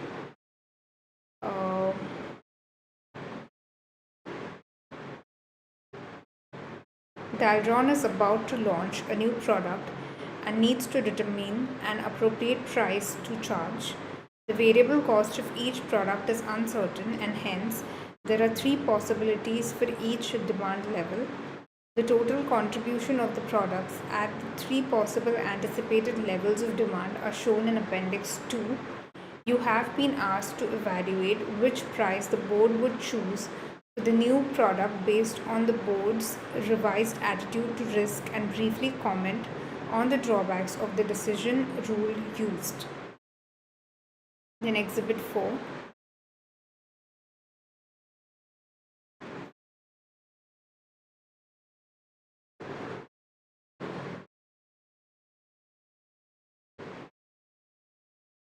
Two new mutually exclusive manufacturing projects, which are totally unconnected to Dalron, have become available for the VC to invest in. The VC has undertaken many similar investments before and is an almost entirely risk-neutral investor. We saw three types of investors yesterday. On Saturday. So this one is a risk-neutral, one is a risk-seeker, one is a risk-neutral, and one is risk-averse. Two important exogenous, that is external variables affecting the net present value of the new project A and B are the worldwide demand for steel products and the level of tariffs applied to the import of a key material. The probabilities of these two variables are independent of the VC. The VC has estimated the probabilities of there being how low, medium, or high levels of these two variables in Appendix 3, together with an estimate of the expected NPV for Project A for each level of demand and tariff and estimate of the overall expected NPV for the Project A. An analyst has already calculated the overall expected value, that is EV, of Project B, and it is $1,347 million. As a final requirement, you have been asked to advise the VC which of the two investment projects it should undertake, including an evaluation of the appropriateness of numerical techniques used. Then this is what you have asked to give your view on parts A, B, and C. And the Appendix 1 is Exhibit 5, which is stakeholders are boards, employees, and government regulators, is what we saw. And the measure is, for board it is return on capital employed, for employees it is the training cost, and for government regulators no measure specified. And then this is the demand, selling price, and variable cost for the new product. For the new product, this is the demand. For the anticipated 2-year life, this is the selling price for 2 years. This is a variable cost, contribution, and total contribution. Then for Project A, expected NPV is this. For demand level of low, medium, high, and tariff level of high, medium, and low.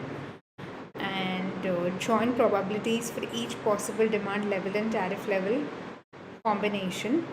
This is the overall NPV calculation for low, medium, and high demand and high, medium, and low tariff, assuming the probabilities of the two variables are independent, and these are the notes that are given. The standard deviation of the outcomes of Project A has been correctly calculated to be 103, and the standard deviation of the outcomes of Project B has been correctly calculated to be 106. An analyst has already calculated the overall expected value of Project B, which is $1,347 million. So let's start with answering the first part.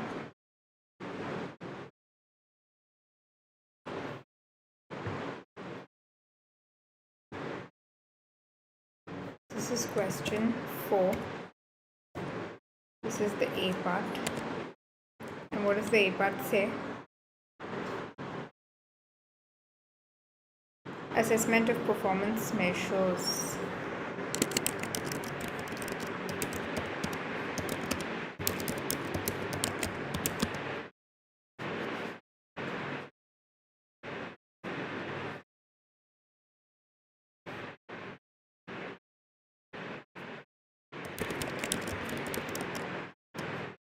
One second, no?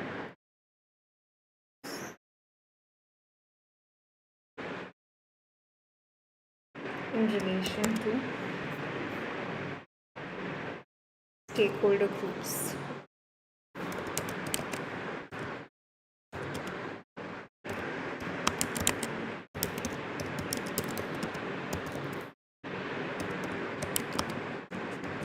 So which is the first stakeholder group that is available?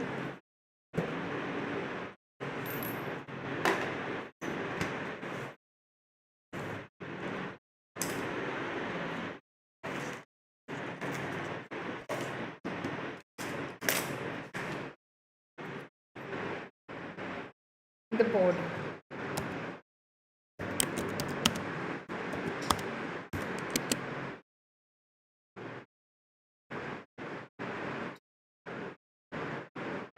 So the first stakeholder group is the board.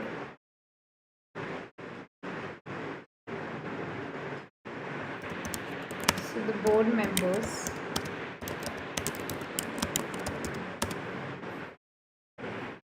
are key players who have a high level of power and interest.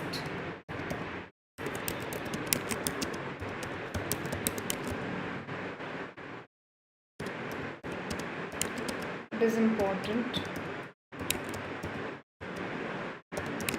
that they understand and approve of Daldron's strategy.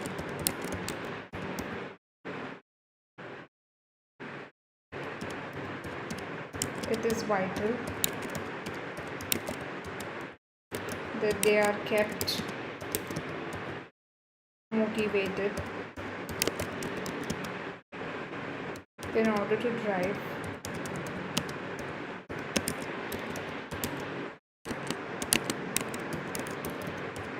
Daldron's performance.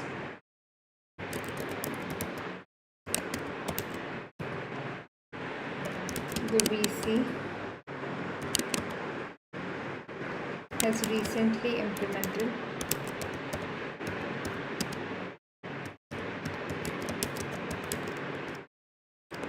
a new reward system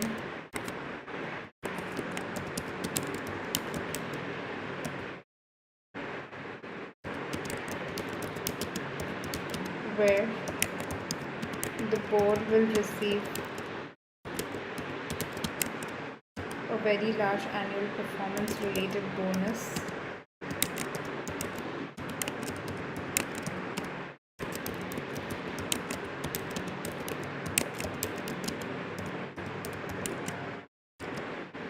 for the achievement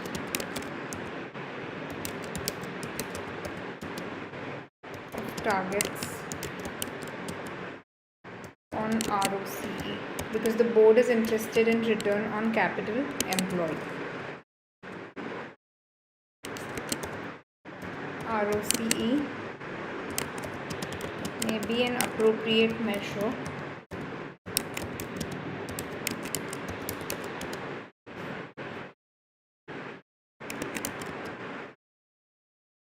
as it will be familiar to the board.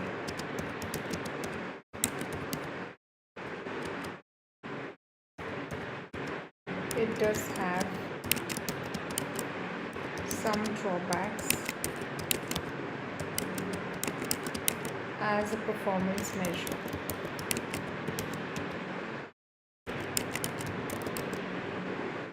For example, by discouraging investment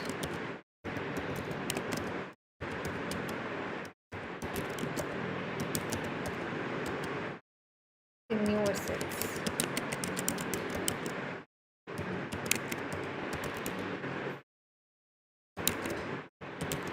Alternative measures such as EVA. What is EVA? Economic value added.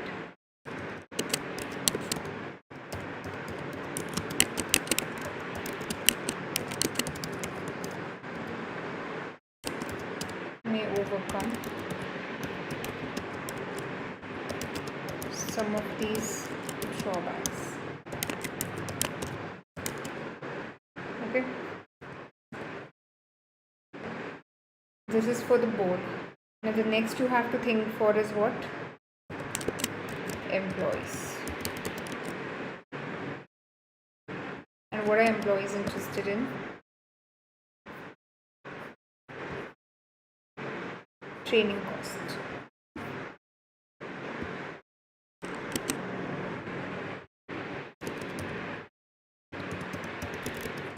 Employees have a high interest as they depend on the company for their income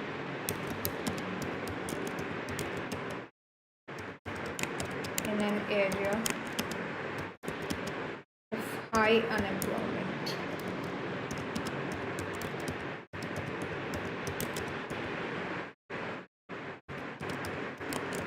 Most employees are relatively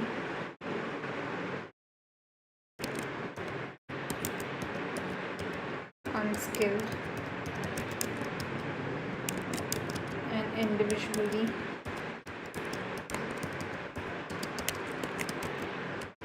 have low power.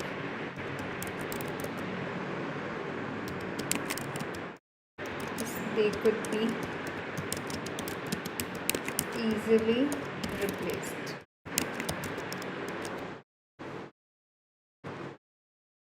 Right? As Jaltron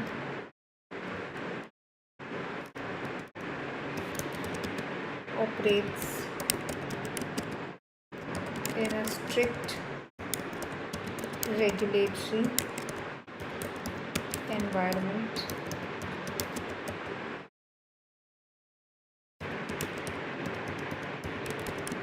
employees' rights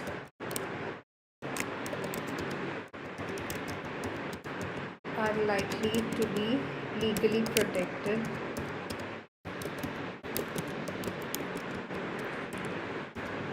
which may increase their power.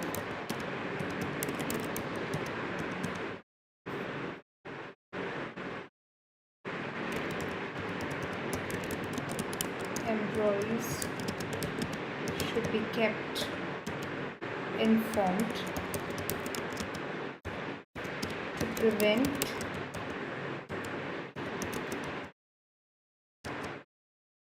them joining forces with more powerful stakeholder groups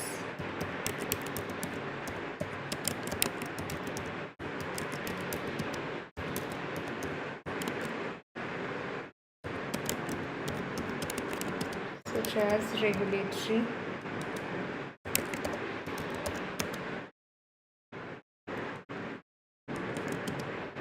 or trade unions.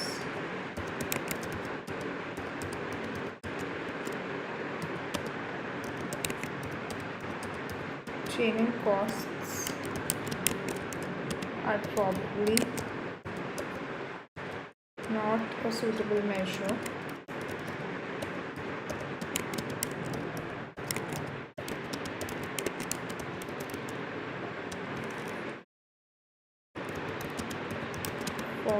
the most low skilled workforce as the manufacturing process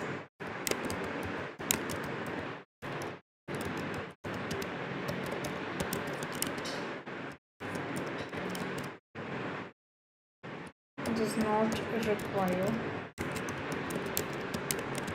a high level of skill.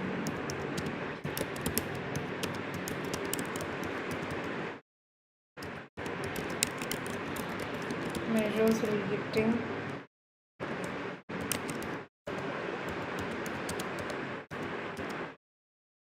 to employee productivity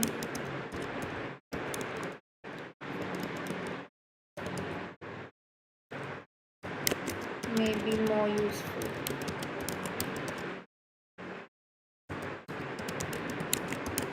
Because, for example, higher productivity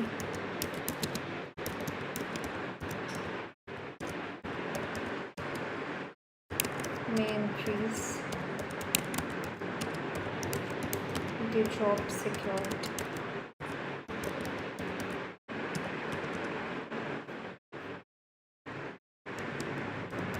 Some employees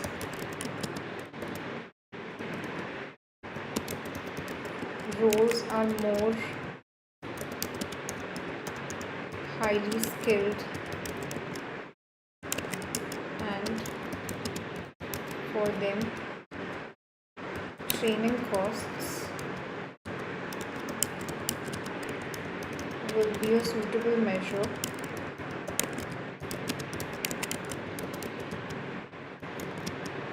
of how well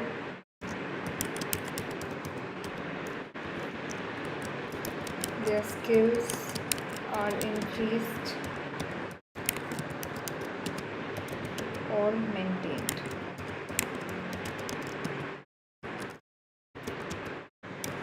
The cost of training may not, however, indicate whether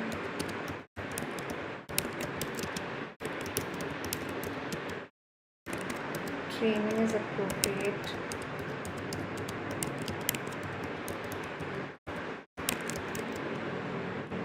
or effective.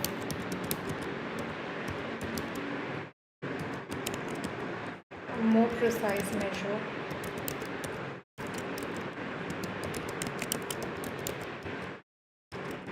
such as the percentage of employees achieving a particular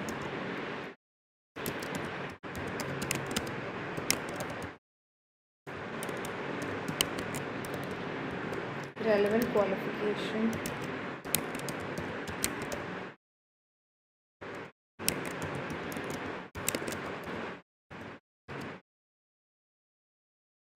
or skill level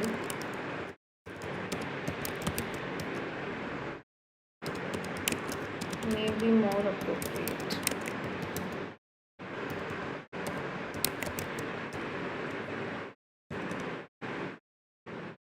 Then last one is what? Government and regulators. And what are they concerned about?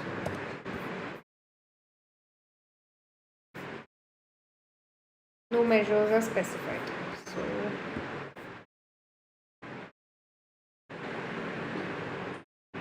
there are no measures specified. So there are currently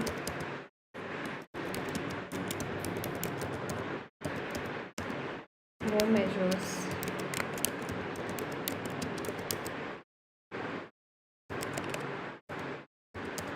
relating to the government and regulators as Dargon operates strict regulatory environment. This seems inappropriate as breaches in regulations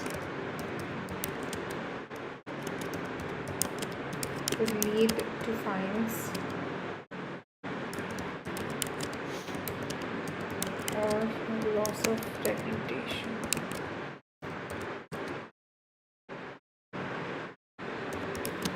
The government and regulators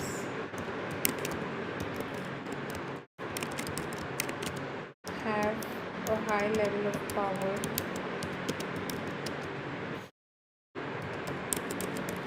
this government is powerful but their interest is low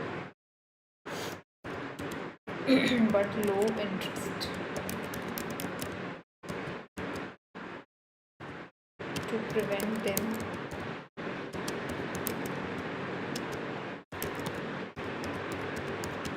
becoming key players. They should be kept satisfied.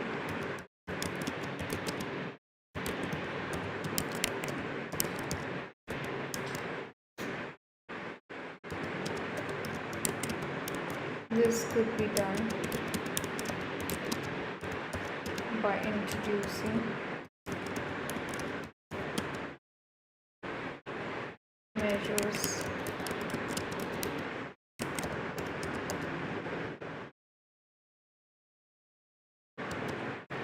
relating to environmental performance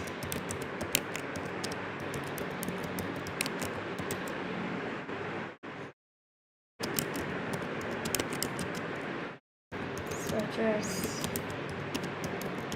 the level of toxic pollutants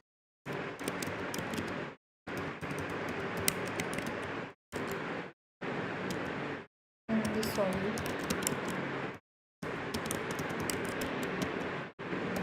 close to Daldon's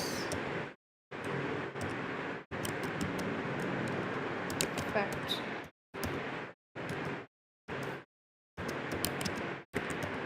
This would allow Daldon to take action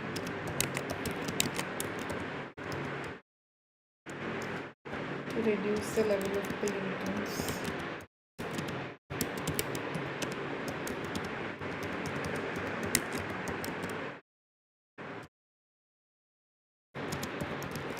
If these approached levels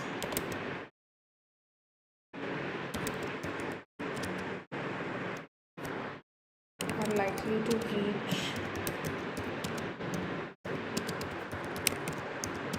environmental regulations. Okay. So this is regarding the A part of the answer. Then we move towards the B part. Let's see what the B part says. The price of new product and the drawback of the decision rule used.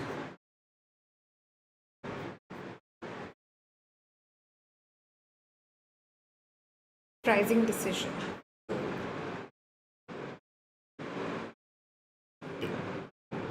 Considering this, you have to write your answer.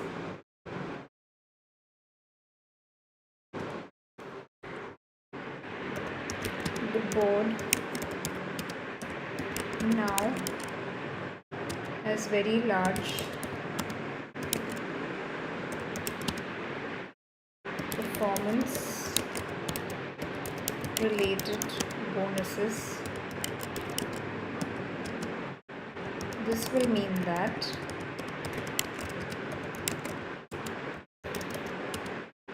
they have a risk seeking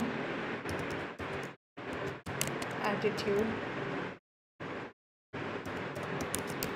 to risk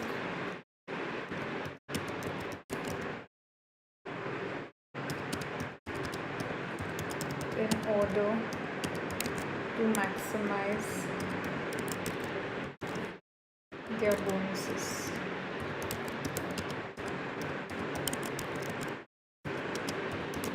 The board would use the maximax decision rule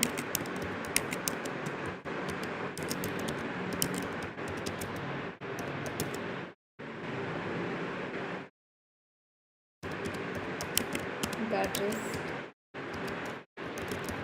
they would choose the price which maximizes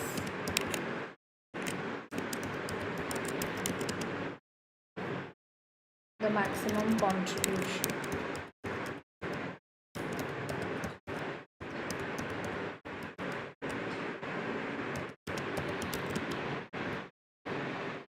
The price is $95,000, which would give a maximum contribution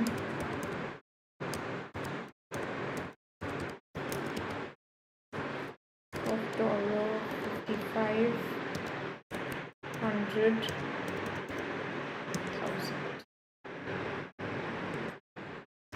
The main drawback of using the maximax decision rule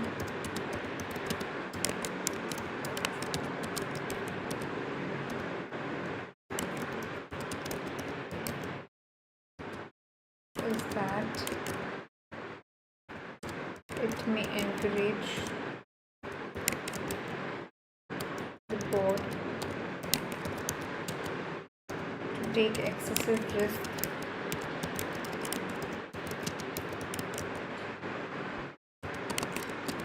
as opposed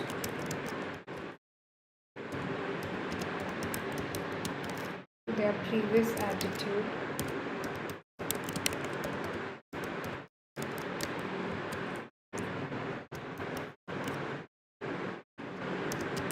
which was too cautious, because they were risk neutral, right?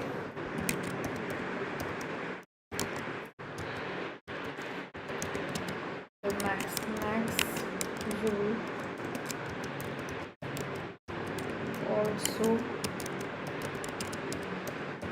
does not take into account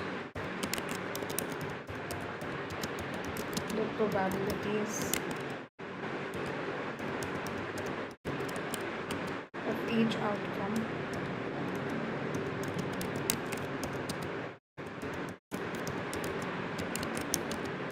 and these probabilities are difficult to determine.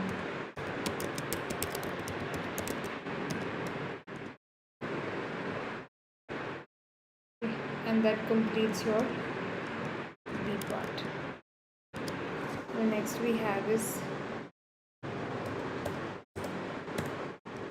the C part. So what does the C part say? The investment project to undertake and the appropriateness of the numerical techniques used. So now you have to answer the question using that. So what kind of investor it is? The VC is an almost entirely risk neutral investor. The expected value EV approach is appropriate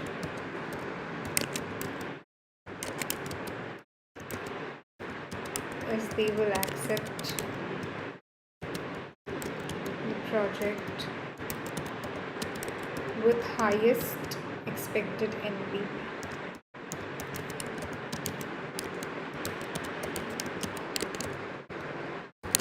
basically we have also learned in financial management that the project with highest NPV should be selected. So that is what decision the VC is expected to take. Okay. A problem with the EV approach, that is the expected value approach, is that it is a long-term average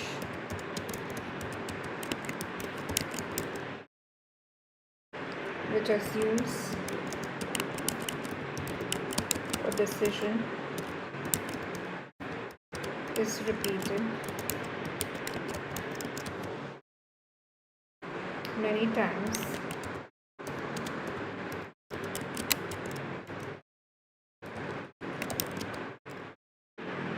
and is inappropriate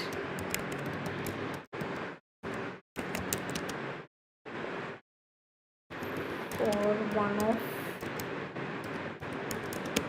decisions. The EV is unlikely to be the actual outcome of the project.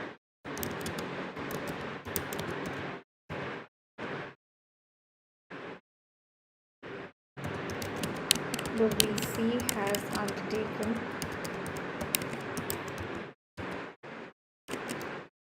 many similar projects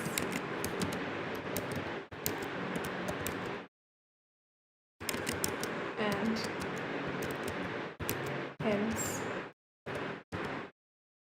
it would be appropriate to use expected value. The estimations of the probabilities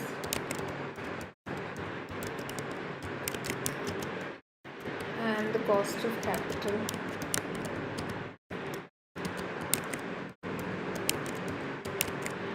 are subjective and could be inaccurate.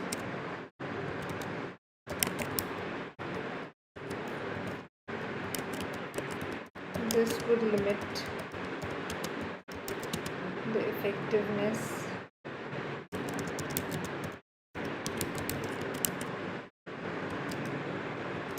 of the EV approach.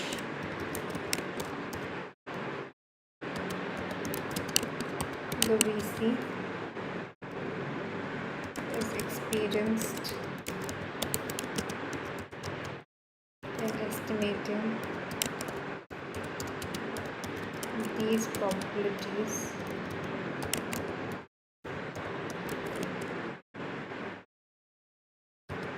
which would make the result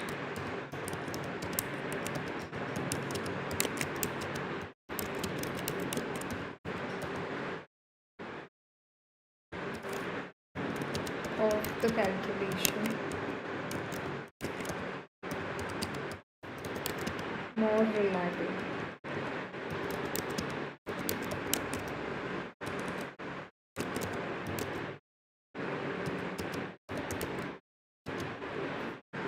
The EV calculations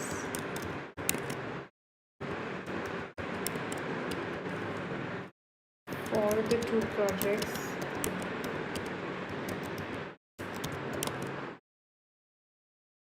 only consider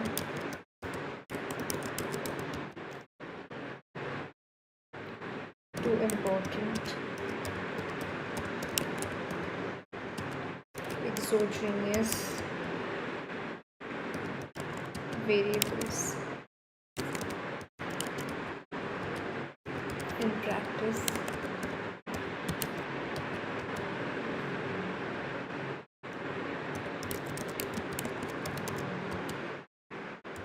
there are many different internal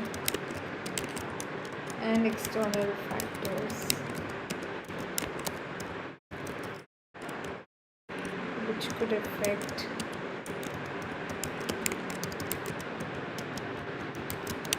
the NPV of the projects.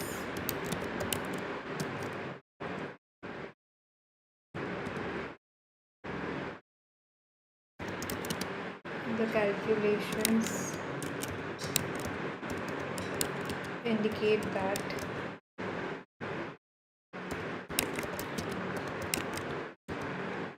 both projects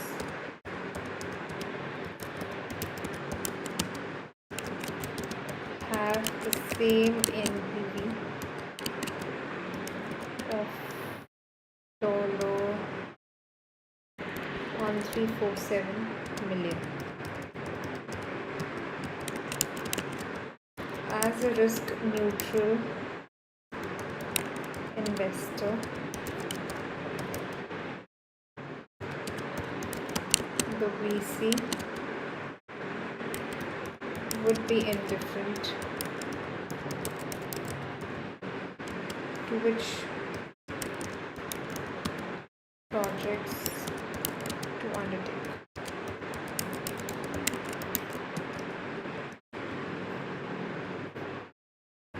The outcome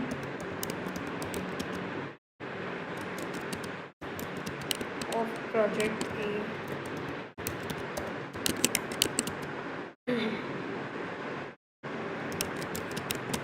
have a slightly lower standard deviation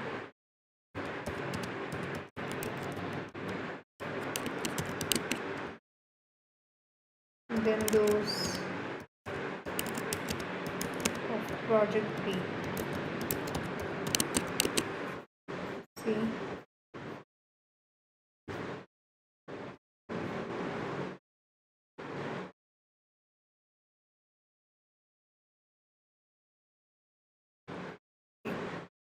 the standard deviation.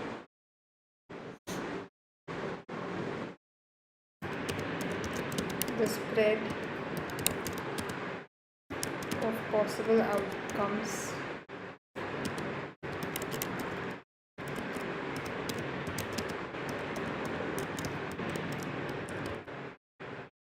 is therefore greater for project B, which means that it is riskier.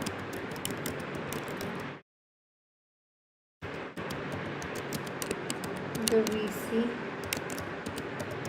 may therefore choose project A.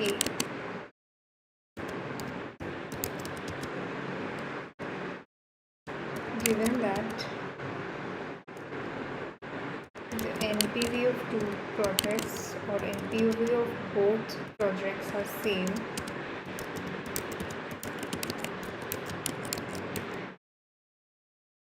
you need to do something further, because since NPV is same, you cannot decide. So further work such as sensitivity analysis or an analysis of external environment. If you've done SBL before this, you will know that is the pestle analysis.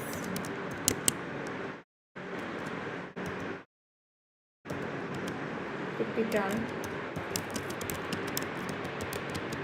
Help the VC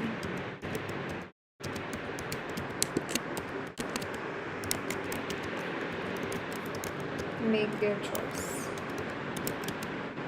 Okay.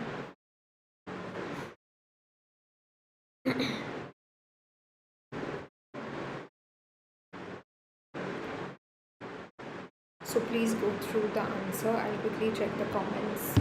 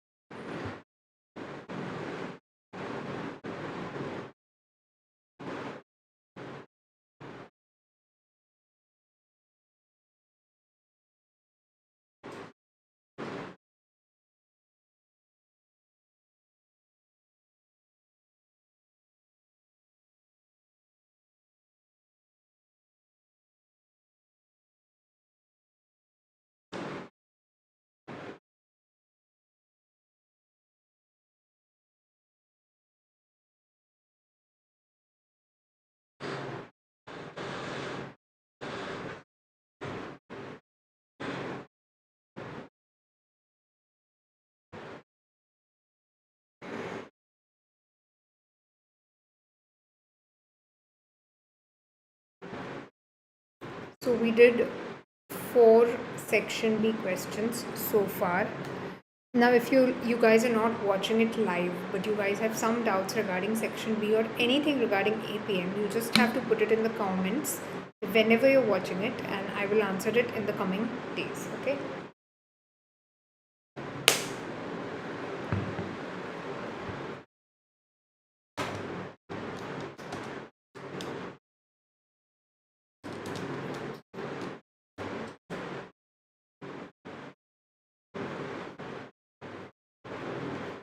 So that's it for today.